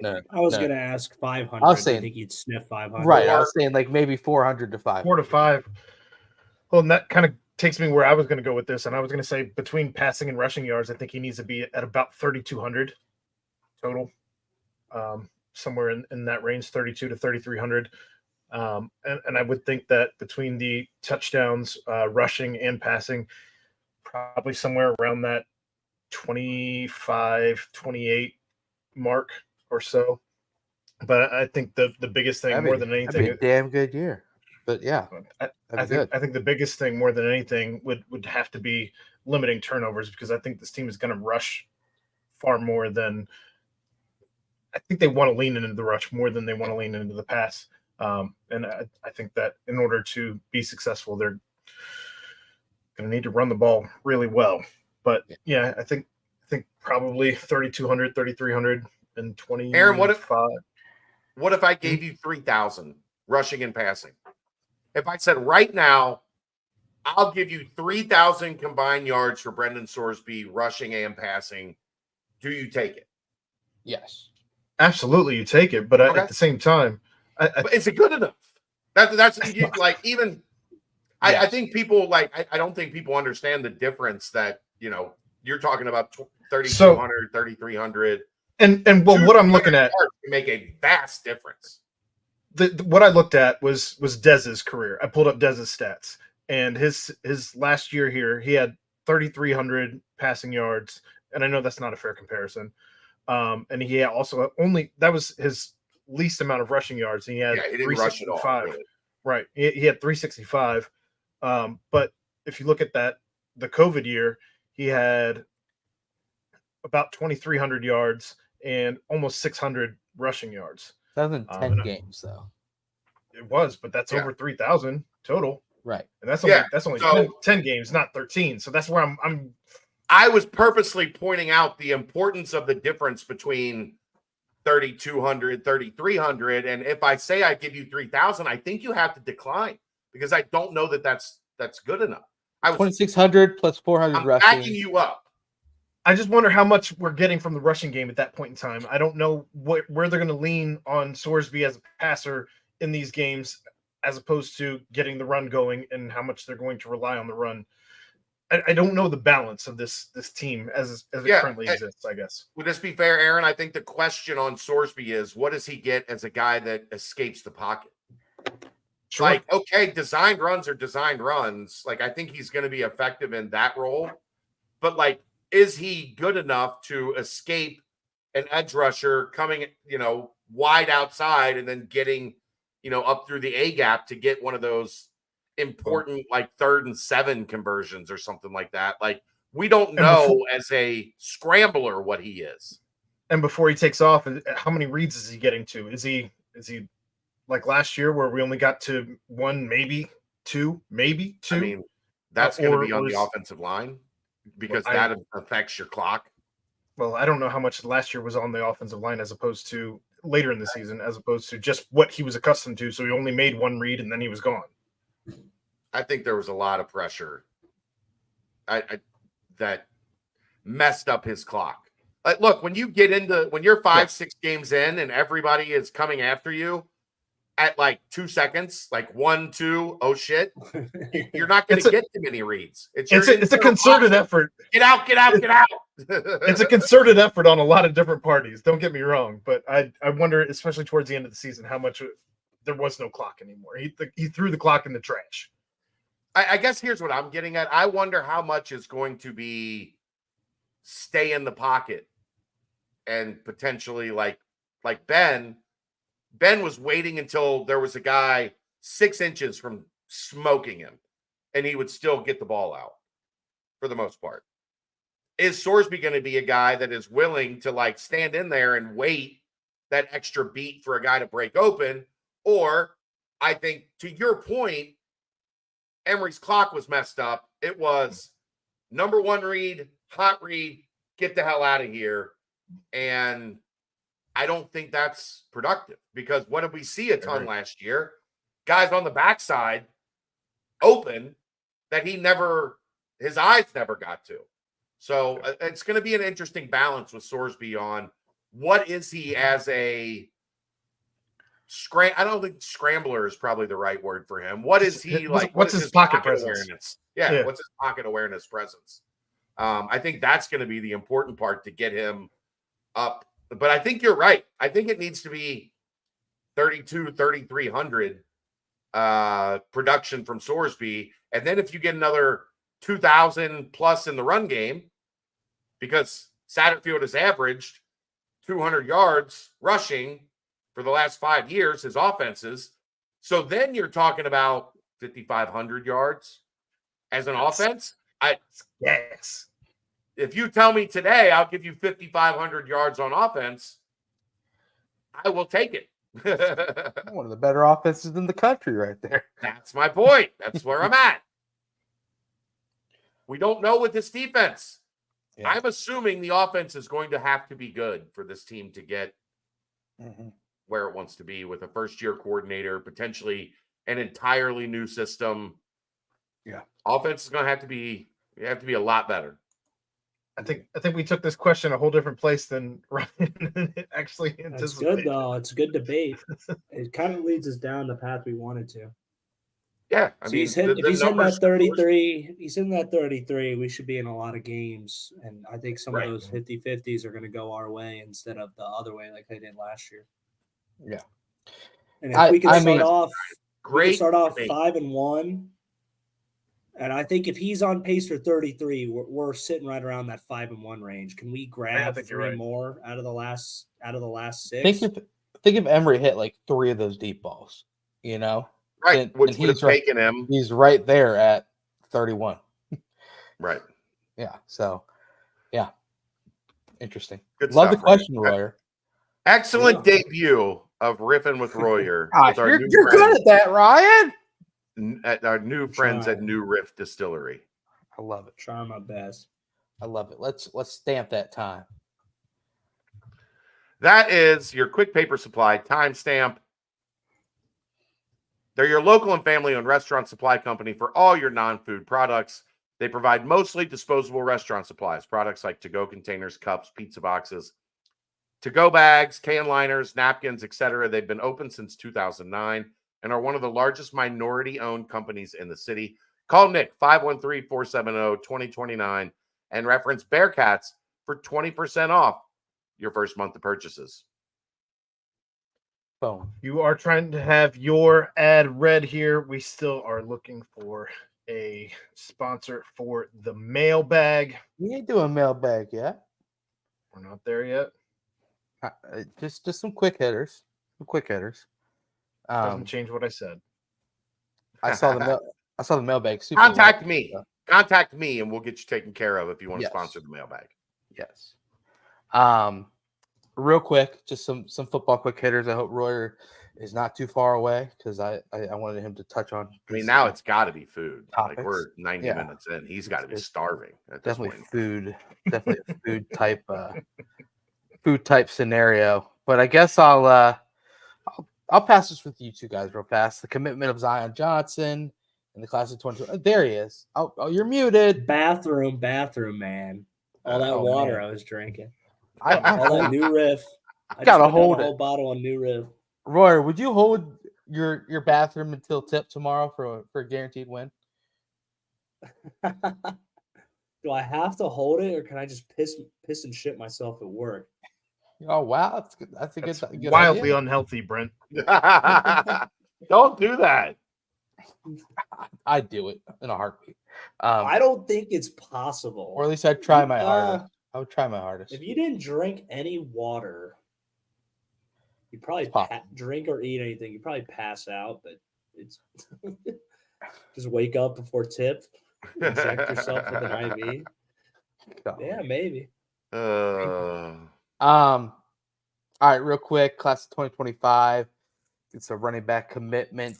Zion Johnson, the dude is a home run threat. Just quick thoughts on Zion, Chad, Aaron, and Ryan. I don't know if you saw, but fast. He's fast. He's really, really fast.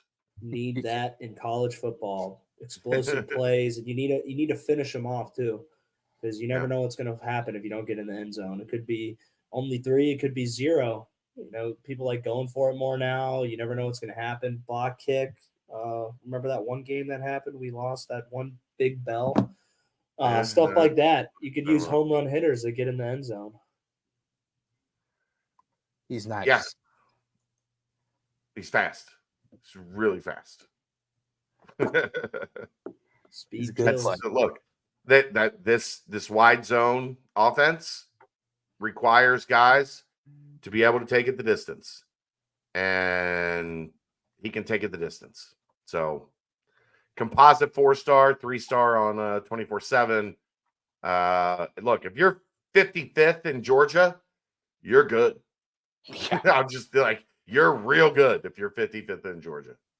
There's no doubt about that. Good addition. Obviously, the class 41st in the composite. Sorry, 41st in Georgia in the composite. That's even better. Yeah. Not too shabby. Quite the addition. Obviously, the Georgia is a state that this staff has been recruiting really well, so they keep that pipeline open. Next, did you guys watch the most recent episode of Strong Shot Rain at all? And I watched it. Yep. Yes. I have not yet. I watched the first one. Well, Royer, I suggest it. Well, first off, dude, these are like 30 for 30 productions. Like a hat tip to them putting this together. That the Bearcats media team, like that's some impressive stuff they're pumping out. But storylines in this one, Royer, where they kind of introduced both coordinators, and then kind of dove in a little bit more on 2 players that you are familiar with. You played football on this team with these 2 players, and both of these 2 players have a keen eye to wanting to turn things around in this upcoming season. I want your thoughts on these 2 players. I want your thoughts on what they're going to do this year, not only as leaders but out on the field as well. That is Mason Fletcher and then Evan Prater, man. I tell you what, the Evan Prater bit in the episode this week is worth the watch. Makes you want to pull hard for him to have kind of a breakout year at the wide receiver position. Thoughts on those 2 guys, Royer? You were in the locker room with them. Shared some blood, sweat, tears. Yeah. Great dudes. I love those guys. Great representations of the program. Dudes who give their all day in and day out. They're fun. They bring good energy, nice lightheartedness, pre and post practice. Fun guys to be around. They're guys that Mason's delivered in every way you could ever want him to. I think Evan's due for another step up this year. I think getting 1 year under his belt, I think it's definitely going to help, especially with the major position change like that. So I'm expecting Evan to take another step in his development and be able to help the Cats even more this year. But yeah, can't say enough good things about those guys. Gotta love it. I was really impressed with Evan. Yeah. I thought that was you can see a lot of growth in Evan. You can see a lot of maturity that just naturally happens as you get older. He's been through a lot now. He's been the golden boy. He's been the guy that didn't pop when he got his chance. Some of that was due to the arm injury. He's been a guy that's now had to deal with, like, okay, I thought I was going to be like a great quarterback, and I've had to humble myself and adjust and lead in a different way. And I was really, really impressed with what we saw from Evan in that segment, because I thought it showed a ton of growth and, showed a hometown guy that this fan base can really get behind.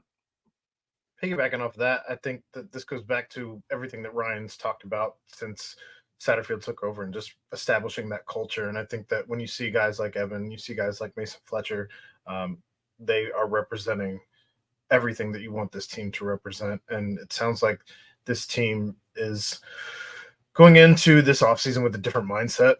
And I think that's certainly where you wanted this team to go. And it's just kind of, whether it's there or not it remains to be seen, but they're saying all the things that as fans we wanted to hear. Look, we've talked about it, Aaron, since this has started a couple weeks ago, the conversation about this program going into 2024, they've owned it as much as I've ever seen anybody own it.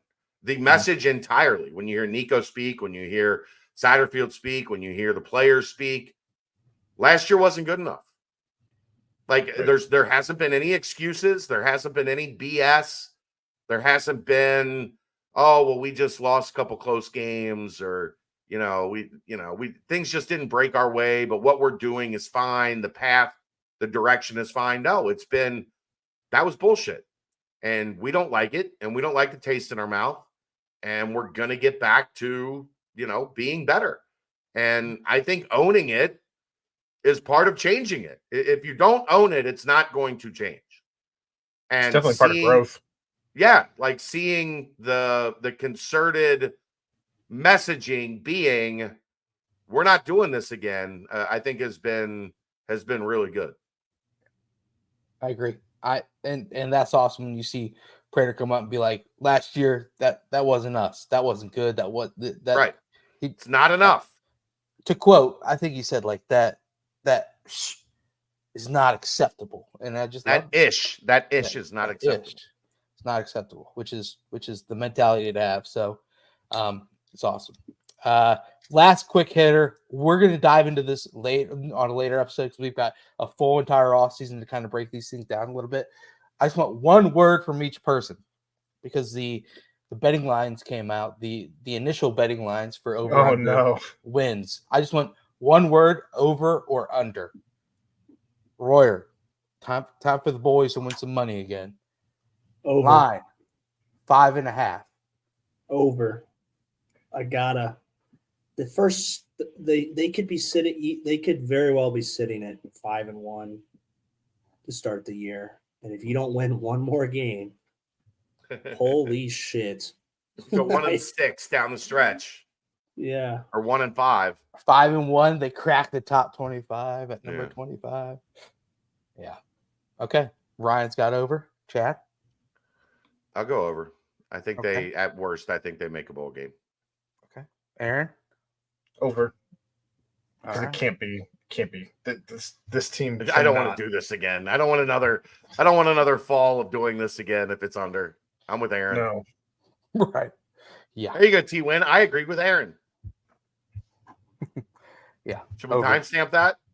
Bookmark it. Yeah, that's a bookmark moment. Boom. Timestamp. Now we can do the mailbag, brother. Just do the. We've done. Just do the mailbag. Just do the mailbag. Let's mailbag it. All right.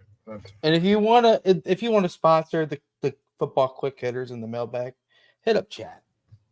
Yeah, hit me up. My message. All right.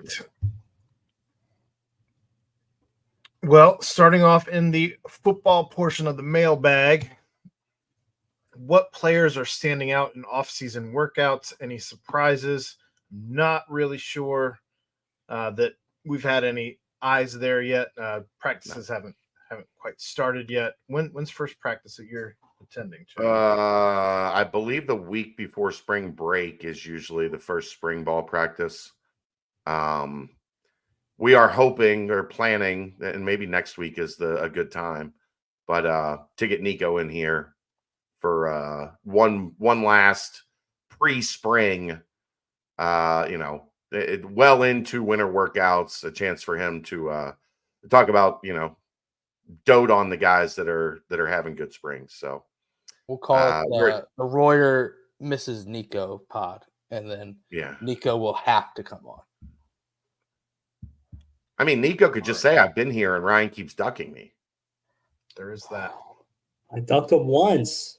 That's all it takes. Never. All it takes. We don't let anything go here. You're new to that. You just figured that out. Every streak started at 1, Ryan. Every streak started at 1. Yeah, that is true. That's a good point. That was very philosophical. I like that.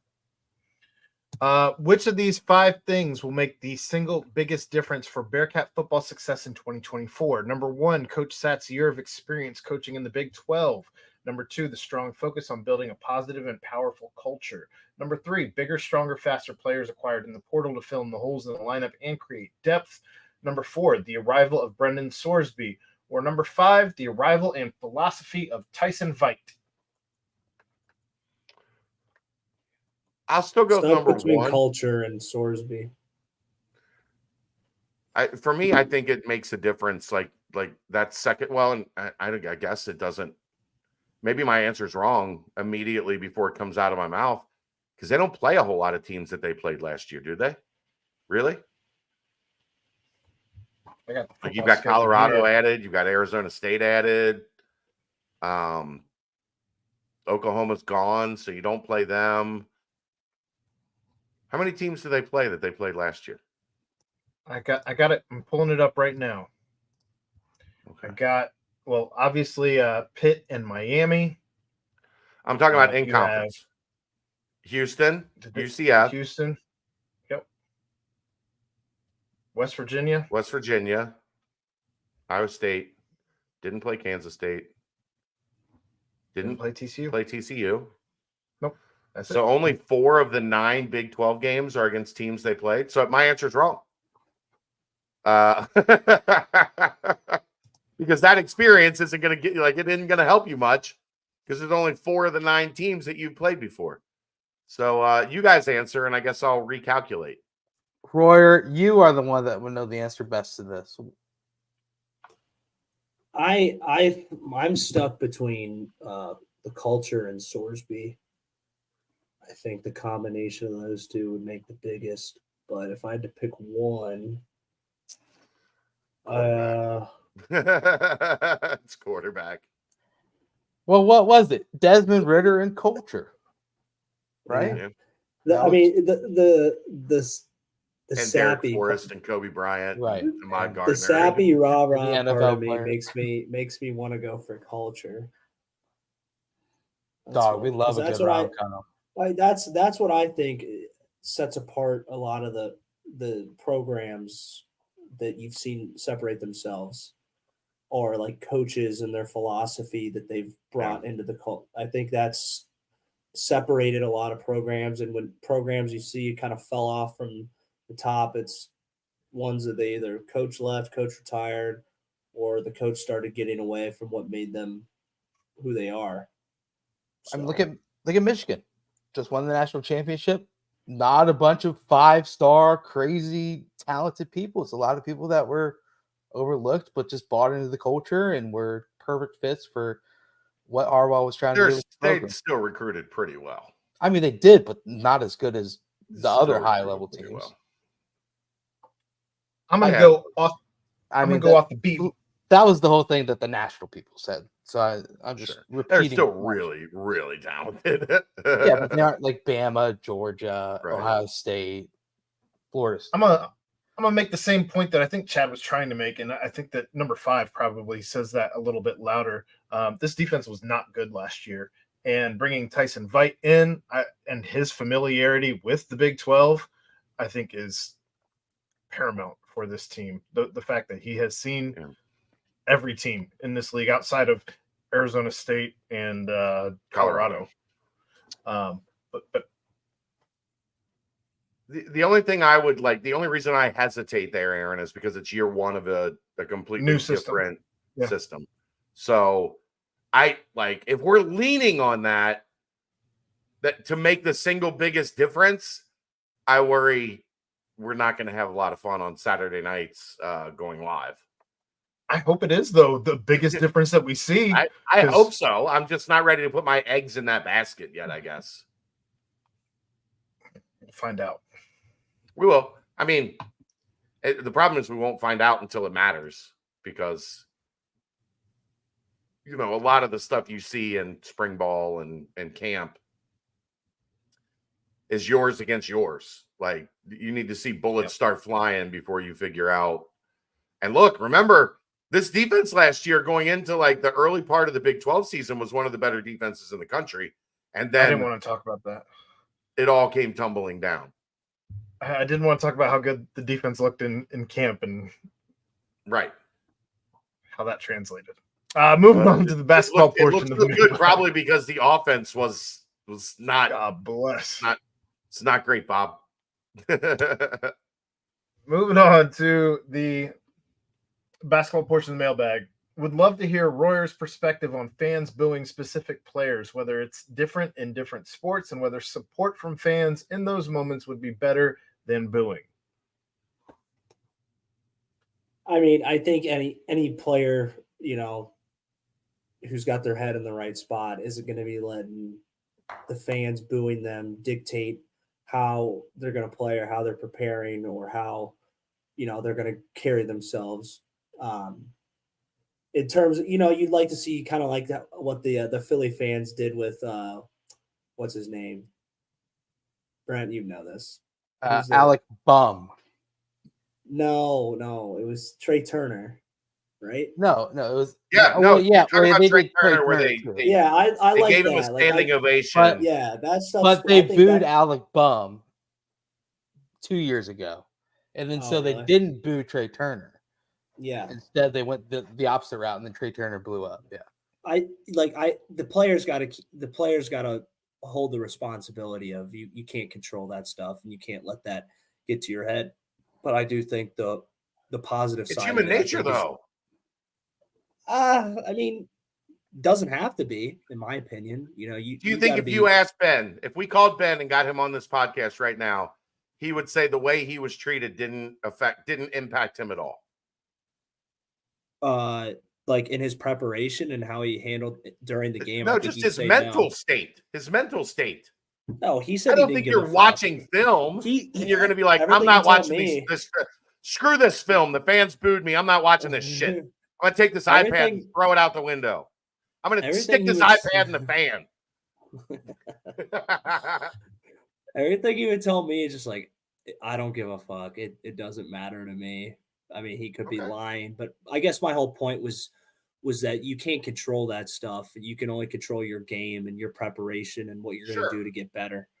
And that being said, I think the fans, I guess their quote unquote responsibility is, you're allowed to be, you're allowed to expect like good out of your good players, but I guess to put positive light on it, it's not really going to do anyone any good to be booing him. I thought the Philly approach with Trey Turner was cool. I think a lot of other teams and other sports kind of embrace that and try to make that of their own. So, I mean, that's something that I think that would help our athletes in any sport. I think positive energy is always good, but I think, like I said, the players, you got to kind of, you got to block out negative energy. You got to block out things that are outside of your control. Fair. All right. 6 losses in the Big 12 by 5 points or less. Which one hurt our chances to dance worse, Texas or West Virginia, and why? West Virginia, Texas. quad 3 loss. Texas, home opportunity squandered. We'd be talking about a team that's 500 in league play and had already erased their 2 home losses at this point because they've got 2 road wins.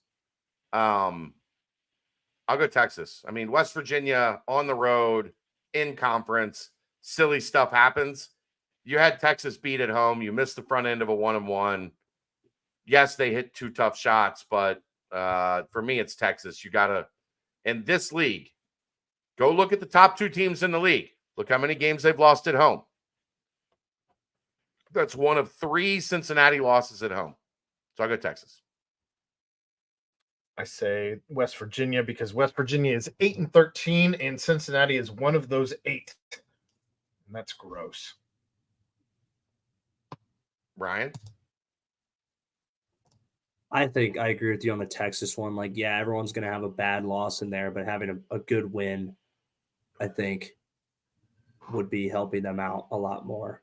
Because it was essentially like, you beat Houston. No one was going to be talking about, oh yeah, but that West Virginia was, oh, we beat Houston. I think it's kind of like a similar concept. Oh, we beat Texas and we beat all these good teams. I think that kind of overshadows like that bad loss. And for me, it impacts the math so much. Like, you're not, they had 2 losses from at home, boom, boom, and you're just constantly swimming upstream. Because look, the odds are you're not going to beat Houston at home. The odds say you're not going to beat Iowa State at home. Now you're at 4 if you lose tomorrow. Well, you're at 4 home losses in league play. You're going to win tomorrow. No, I'm just saying, like, if you don't have the Texas loss at home, you can cushion losing to a Houston or an Iowa State in your gym. Yeah. Where you lose to a team that's around your same level at home in a game that you could have went up 4 with however many seconds left it was that John missed the front end of the 1-on-1. It makes the math so much harder losing that Texas game. And we said it at the time, and it's still true. They're still digging out of that hole of losing 2 home games early to Oklahoma and Texas. Mm-hmm. Yeah, I think I agree. A win against Texas would feel awesome, obviously, because wins against tournament teams are very important by the selection committee. Sure. But Cincinnati would have 0 quad 3/quad 4 losses if they would have just held on to a 10-point lead with 6. They'd have 1 extra quad 2 win. Right. It's like a which one is better at the end type scenario. I think there's less opportunities for a quad 3 loss than there are opportunities for additional quad 1, quad 2 wins. But I think the committee in the end will also look at it and be like, okay, this West Virginia loss is not like the same as losing to, say Delaware at home or something along those lines. So, yeah, I agree. But shots fired. This season, the Big 12 is so strong and deep from top to bottom in men's basketball that no one has been able to win more than 2 to 3 games in a row so far in conference play. And it seems like almost every game comes down to the last few possessions. With that in mind, which do you guys think would be a harder gauntlet to run? Winning the conference tournament title in Kansas City next month or winning an NCAA tournament 16-team regional bracket to get to the Final Four? Guys, I have a specific opinion on this, but I'll let you guys go first.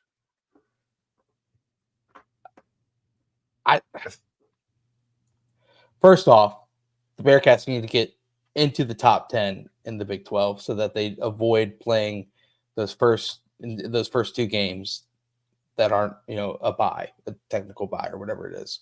Because if you're in one of those and you're playing UCF, West Virginia, or Oklahoma State, it's a pretty much a win-lose scenario where there's a lot more harm that can be done than can be won in that situation. But aside from that, I think conference tournaments are, for a team that's like with their backs against the wall, need to go all in and win in order to advance or something along those lines. I think there's a better chance of that happening if there's not like an elite team. I think there's a couple pretty doggone elite teams in the Big 12 this year, to the point where I think it'd be hard to win back-to-back games in the Big 12 tournament. Actually, no. I think it would be easier to win the Big 12 tournament than to advance to the Final Four. There you go. I agree. I love almost how you talked just myself into it. I love how you just debated yourself I almost talked To myself get- into it. It was very to close. get to that answer. I don't know.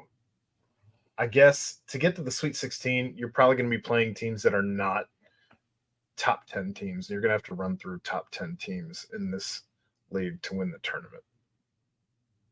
There's 3 top 10 teams in this tournament, and for all 3 to lose before you get to the end of the tournament, I think would be a shock. You just avoid them all the way. You snake all the way through the top 10 losses. Right? Like that. Impossible. You're gonna have to beat a top 10 team, I think, to win this tournament. That's the main reason I think Aaron is right. 2, what's your seed? Because that changes everything in this league. Because if you're one of the bottom 4 teams, you got to win 5 games in 5 days. You got to beat somebody good Tuesday, Wednesday, Thursday, Friday, Saturday. No rest. No day off in between first and second game. No 4 days off in between second game and third game. Whatever the case may be, I'm taking the conference tournament as the more difficult one because there's always and the other thing is now you're at a point where most of these teams are going to they've all played. They're going to know each other. They're going to be aware of like what they did in the first game. You know, you generally don't have that in the NCAA tournament. Very rare in the first 2 rounds that you play somebody that you've played before, unless the NCAA screws you and makes you play Kimball Walker in the second round to get to the Sweet 16. But I digress.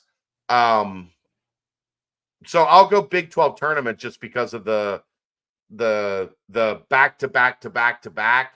And if you're trying to win it where you got to play 4 or 5 games in 4 or 5 days,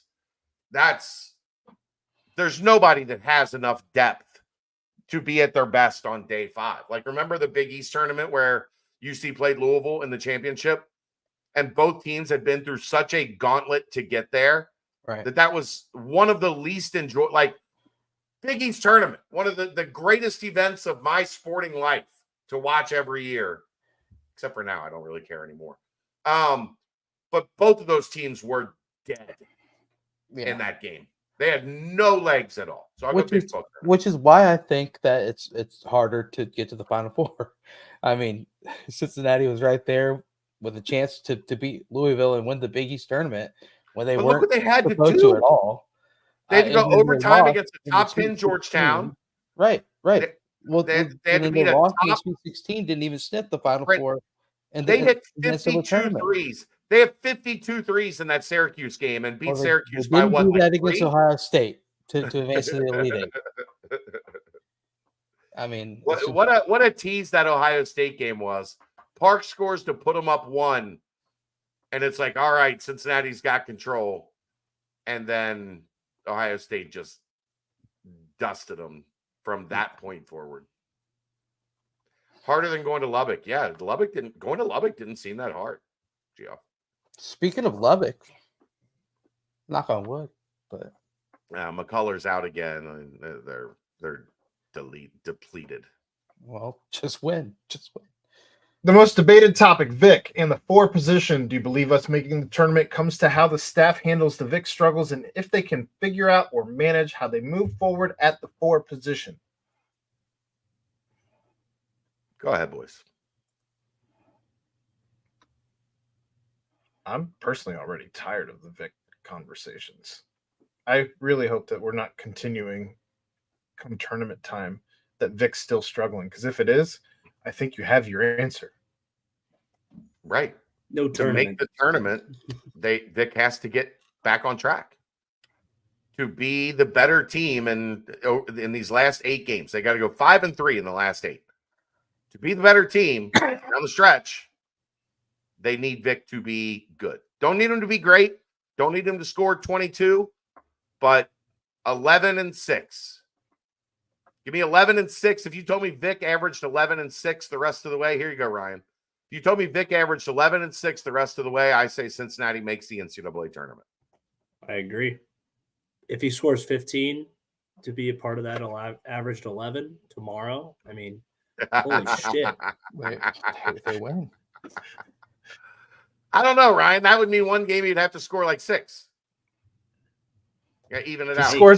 he scores 15 tomorrow on the nose, Royer Stradamus.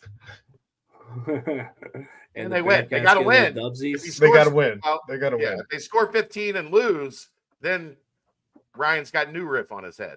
If he scores 15 and no other player scores over double digits, also Royer Stradamus. He's fired at that point. Well, we'll have a new former player in here. Bryce Burton will be in here quicker than you can blink. Riffing with Burton. Anything to add there, Brent? Oh. Nah, not necessarily. I just think you have a lot of options, so got to be decisive quick. Don't force the issue. I think Wes knows that. We kind of talked about it earlier. So, but yeah, I mean, the team would be better if he got out of this situation that he currently is in. I do have a question here from Ryan's boy Ty. But for you guys that have went to some Big 12 road games this year, how does the atmosphere from this past Saturday compare? Can't see how that's not one of the top atmospheres in the Big 12. Well, we went to Fog Allen Fieldhouse, and that was one of the best basketball experiences I've ever had. Would you agree, Brent? It was incredible. Yeah, for sure. It's got that. It's old a mecca. school, It's right. It's cathedral is what they say. Yeah. Here's what I would say. Everywhere but UCF and Houston, college basketball matters like that in this league. So if you have a top 5 team, Oklahoma on your home floor, Oklahoma, but like Oklahoma State is elite, Iowa State is elite. Texas Tech was great. Pretty rowdy, yeah.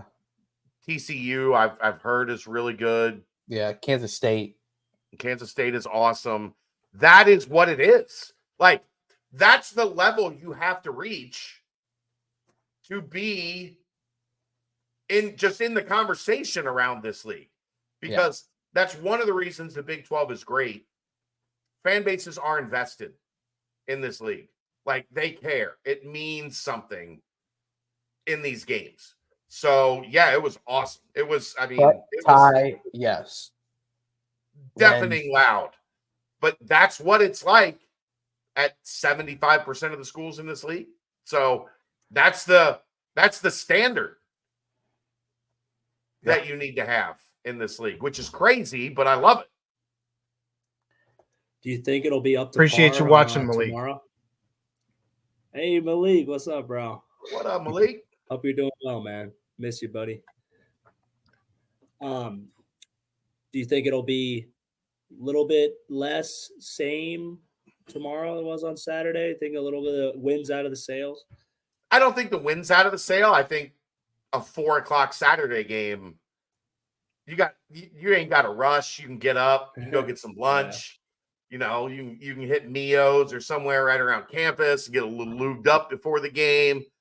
You can tailgate a little bit if you're a student. Pause. Yeah, I think the atmosphere is organic in that situation, but for tomorrow, there will have to be a couple of plays that the team makes that'll just ignite the crowd. Definitely. Yeah, I think it'll still be really, really good. It will be. But I mean, you're on a weekday. Everybody's got to get off work, come straight to the game. They have to get up for work on Wednesday. So it's probably not going to be as the fuse might be a little slower to ignite than it was. I mean, because look, man, like that arena, they would get down 8, 9, 10, and they'd make one basket, and everybody was getting up and like trying to like will them back into the game. So that atmosphere Saturday was outstanding. Outstanding. Oh, wow. Yeah. And it's been that way all season. Another top right. 10 team coming in, so turn up again. You don't have to bring it. After replaying the game, I was surprised at how great Houston's ball screens were and how really poor ours were. Their screeners set hard screens we had trouble getting through, and our guys were rolling out of the screen before even making contact with the defender, making it easier to defend. Is there time enough to correct this for the remaining games? So I will say I asked this question in the press conference to Wes. It stood out to me early how physical Houston was setting their screens. I think one of the frustrations in basketball right now is that there are so many moving screens. Yeah, the lack But of a lot of times, you know what it is, Brent? yeah. The offenses are so complex that guys are trying to get to their next spot. I've got a ball screen, but then I got to go immediately and set a down screen, and then come back up and set an elevator screen. Or like, okay, I've got to set this screen, go set another screen, and then run off. There's so much. It's so much more complex than it ever used to be. Yeah. And go watch some of the stuff with Lepore that we've done. Mm-hmm. I've set up the channel for it where if you go to our YouTube and you click on channels, you can see Brendel's breakdown. But I mean, there's sets where there's guys just it's like a production line on guys like, okay, come off this screen, then come off this screen, then this guy goes off that screen, and then this guy flares to here. Like, yeah, I think it's a problem. And I think this is something that this is the question I asked Wes in the post game. I think they took a hard look in their scouting report at how elite Jizzle, or not Jizzle, but Day and John are at avoiding screens, at beating ball screens, icing, ghosting, whatever, at getting over the screen and being able to stay in contact because they didn't get hit. Houston came in looking, don't get to the next action, right? Stand there, boom, take the contact and make the guy work his way around you. Don't get out of his way.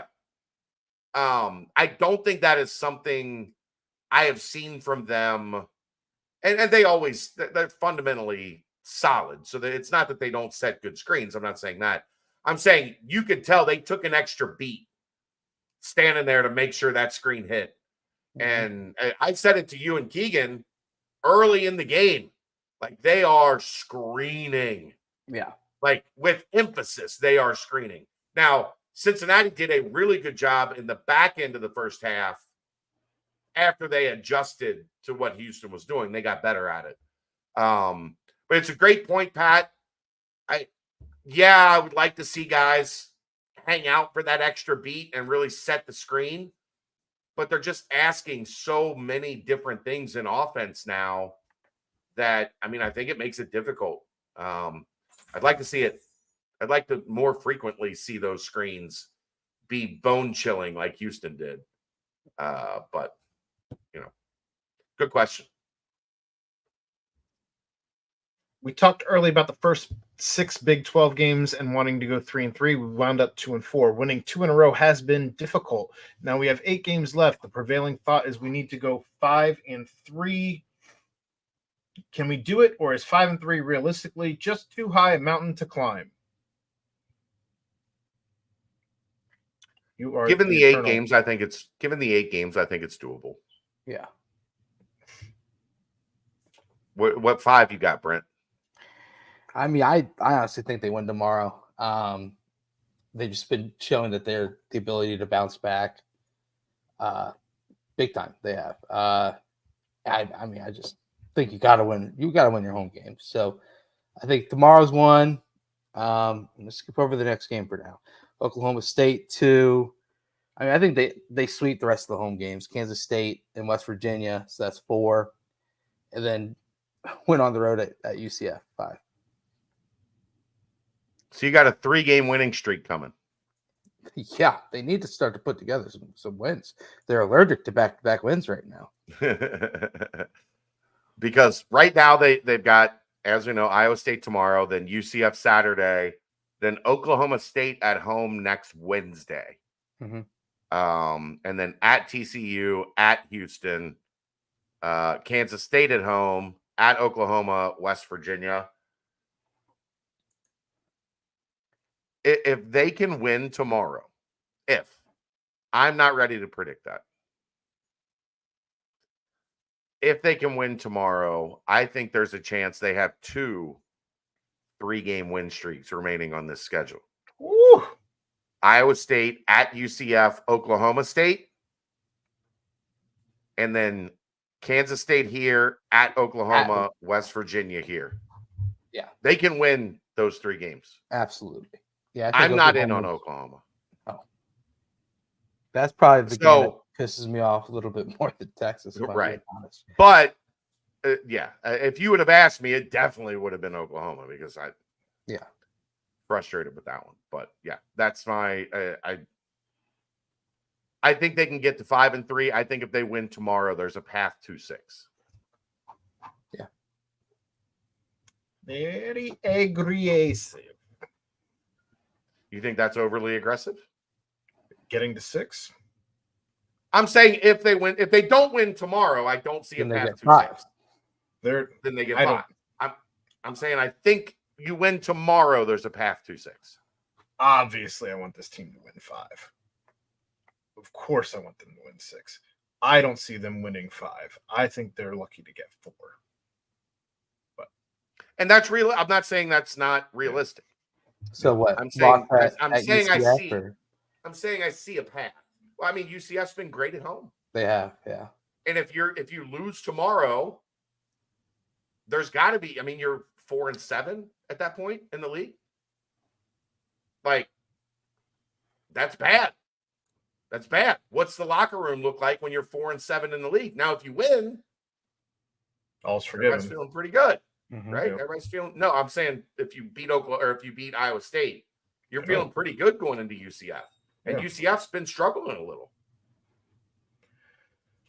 All right. When do you expect Cincinnati to restore home dominance? Too many teams since the Cronin era have been coming into fifth third and leaving with the dub. Can't blame the fans. Seems like the rowdier we make the atmosphere, the other team rises up. Let's start with tomorrow. Tomorrow. Get the first win over an AP top 10 team since 2012. Syracuse. Heard it on the Me good too. old announcers. Good job. Me too. What's happened to Josh Reed's minutes? Feel like him and Vic could be great. 4 and 5 second unit, which could help Vic get some confidence back.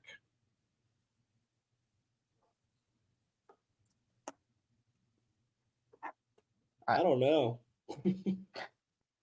CJ's back. Chad, help. CJ got 2 minutes. I agree. Josh Reed got how many, Aaron? 1. Right. Exactly. So That's like me on Saturday. my thought is that when tough games are approaching, you're gonna shorten benches, you're gonna amp up more minutes for the main lineups that you have out there. So nothing against how good Josh has been at times. I just think that's just where the path is headed. I think a lot of it comes down to what we talked about last week or 2 weeks ago. Like, he's not impacting offense at all. Yeah. And, one of the things that really helped when he kind of jumped up and saw his minutes increase was he was putting up 4, 5, 6, 7 points and banging in a 3 or 2 and making the defense respect when he was on the floor. And then he started passing up open shots. And look, man, the way that video is now, if they catch you on tape, they're just not going to guard you. Right. He's not going to pull the trigger. He's out there to move the ball. We don't have to guard him. And once that happens, you're in a bad spot. And, that's why I said for Josh to stay on the floor, he's got to look to be aggressive when the shot is there. And he hasn't done that of late. So that would probably explain it. I just, you can't be a non-factor, especially on the wing. Mm-hmm.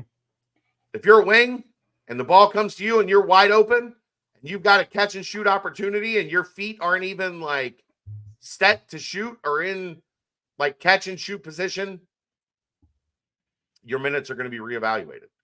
Josh has got to get back on track there. To remember in the beginning of that stretch, when the ball came to him, he was ready to let it fly. He's gotten away from that. Got to get better. Yep. All right. And what is your ideal lineup at end of games to help improve our chances to win these close games? Aziz, Day-Day, Jizzle, Skillings, Newman? Question mark.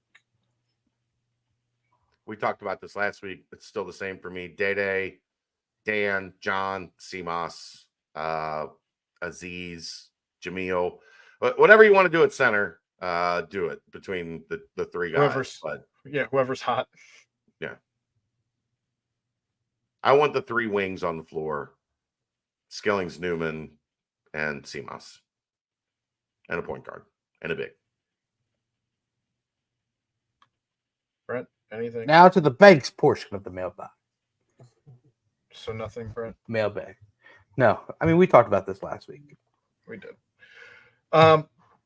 In basketball terms, what's the best way to keep you all supplied with whiskey to sip on for the new Riffin' with Royer segment? Celebration shots. And we chase with high fives. I don't know exactly what the question wants me to answer. That's the answer. I'll go with Brent. It was in the I know. mailbag. What's the best way to keep us all supplied? To give us lots of bourbon. Yeah, give us like thousands of bottles, and then we chase with high fives. Roy, Gotta be the John Stockton of bourbon. You should be dishing it out. Ooh, I like that. No look. Yeah. All right, and the last chase with high fives.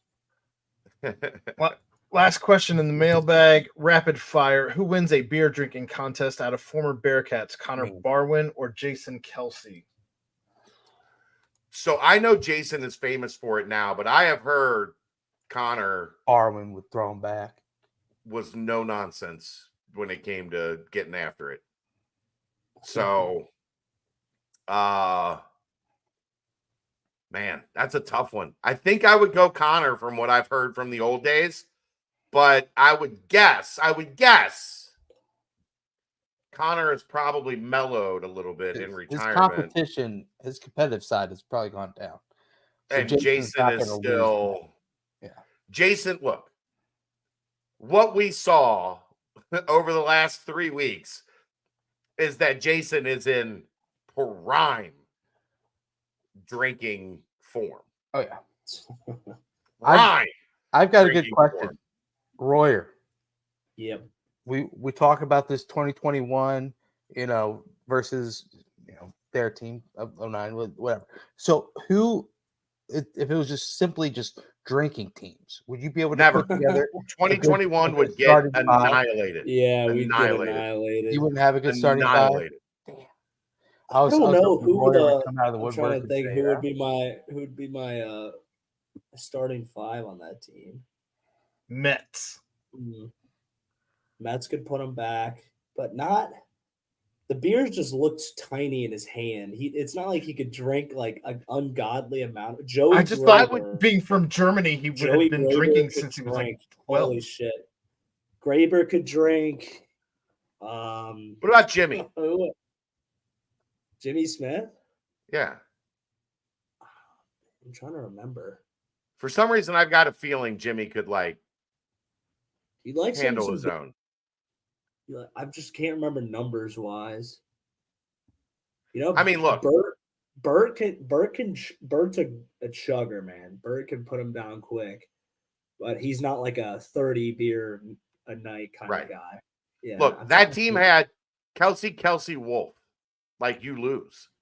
Yeah, If you go back to 08 and you put in Barwin, you like it's a bloodbath. And look, You O'Quinn, lose. Good day, you sir. lose. O'Quinn You and lose. Woodside were tanks. I remember that. We haven't even But gotten they to both- the big guys. We're still doing The little guys. problem, O'Quinn and Woodside, they ended up having kids at the end of their runs. So they had to slow Sure. down. So they didn't have one more year of prime in them. I mean, 08 would be like maybe the biggest blowout in history if they put 08 against 21. Right. 09, I still look. Tony Pike grew up in Reading. That's a man that can drink a lot of beers. Yeah. As long as Joel DeBlanco is nowhere near the starting five in 2021, we'll stand a little bit better of a chance. Best The man man can't has even had handle what? a loaded whipped cream shot. Yeah, if we're doing spiked whipped cream, yeah. Oh my god. Best meme with Travis or Jason in it. Anything with Jason or Travis or Jason's, excuse me, doing the hero moment from the press box or the suites in Buffalo. Travis attacking Andy Reid has been Andy all Reid. over There's my been some fucking- good ones. Yeah. Oh, that's all my fucking feed is. Oh, I know. With like the That word. wasn't a bump good underneath. look for our boy. I know you got to have a little Sure bit more wasn't. control. That was. Our I boy think he got a just little caught out him. of I don't control. think he intended Yeah, I know. Andy's wobbly. So if you bump into him accidentally, they're lucky he didn't fall. Could you imagine if he'd have fell? What that Yeah. I mean, I just want you guys to know if that ever happened to like Luke Fickle, you don't even want to know what would be said to you, and then what could would you be imagine done to if you. Josh just crashed into Fick at some Oh point? my god, he would grit his teeth into dust and then try to kill you, and then try to kill you again, and then try to kill you again in the locker room at halftime, and then kill you a second time after the game. The thing for me, like that's if you've watched the Chiefs, that's who they are. Like they play with that edge. We have seen it multiple times. That you cannot agree with it. Most people don't, I think, but for whatever reason, it works for them. And they've won 3 out of the last 5 Super Bowls. So Andy Reid's not the most nimble cat out there either. No, let's be honest with no. ourselves. The walrus. He's no longer punt, pass, and Yeah. kick Andy Reid. That ain't a cat, man. Street tacos or quesadilla? Street tacos. Quesadilla is just, it's simple. It's feel good, but street tacos, I feel like you're going to get a better flavor palette there. I love cheese though, man. I love cheese. I do too. Give me I that love me some quesadilla. cheese, man. Out, especially like food truck, street tacos, without question. At home, quesadillas are pretty bomb at home. Like When you once got you your get the meat control cooked up, over 'em. it's already taken care of.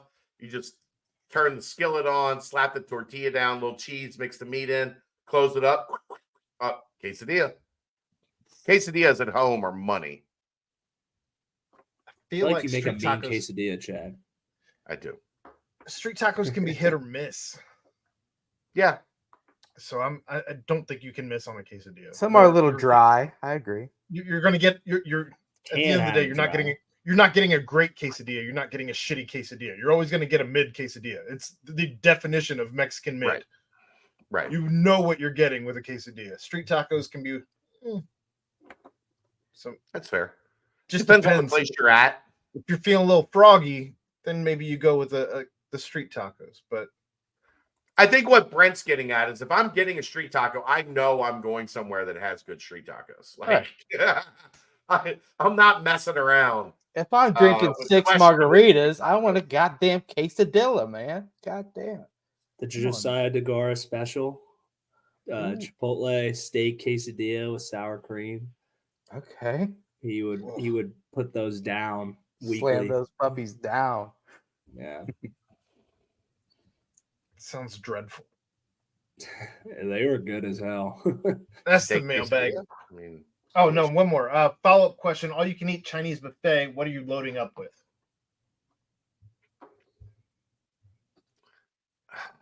Everything. I'm gonna get a little General Tso's, fried rice. you don't see a lot of General Tso's Egg on roll. the buffet though. What do you got? Fucking Crab Kung Rangoon. Pao? Yeah, I'm getting a Rangoon in there. Bourbon, Kung Pao, beef and broccoli, Chicken on a stick. chicken on a stick, Sushi.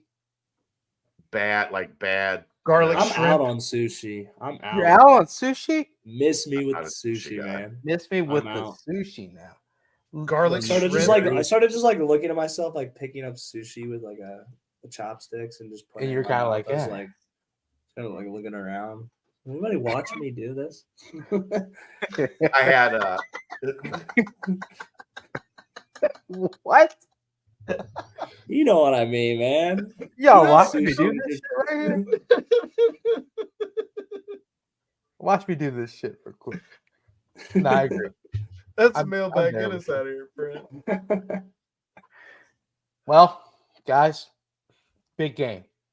Back-to-back Big Ten, back-to-back top 10 matchups for the first time in fifth third history. That's right, fifth third history. That's an insane stat. Need to win this one. Huge home game tomorrow night. Iowa State coming into town. Bearcats are favored by Vegas. Ken Pom can't make up his damn mind on which team he thinks is going to win. It's been flipping, flopping since the beginning of the year. Come early, be loud. That's all I got to say. But Make or break, baby. What is Make or Wet break. Scott for us? Come on. 2 feet in, 10 toes down. But a massive game coming up tomorrow. Be there, be early, be loud. So for my guys, pals, partners, crew, another great one, guys. But for Aaron Smith, Chad Brendel, Ryan Royer, and Brent Young, and another fantastic BBP presented by BearcatJournal.com. See ya.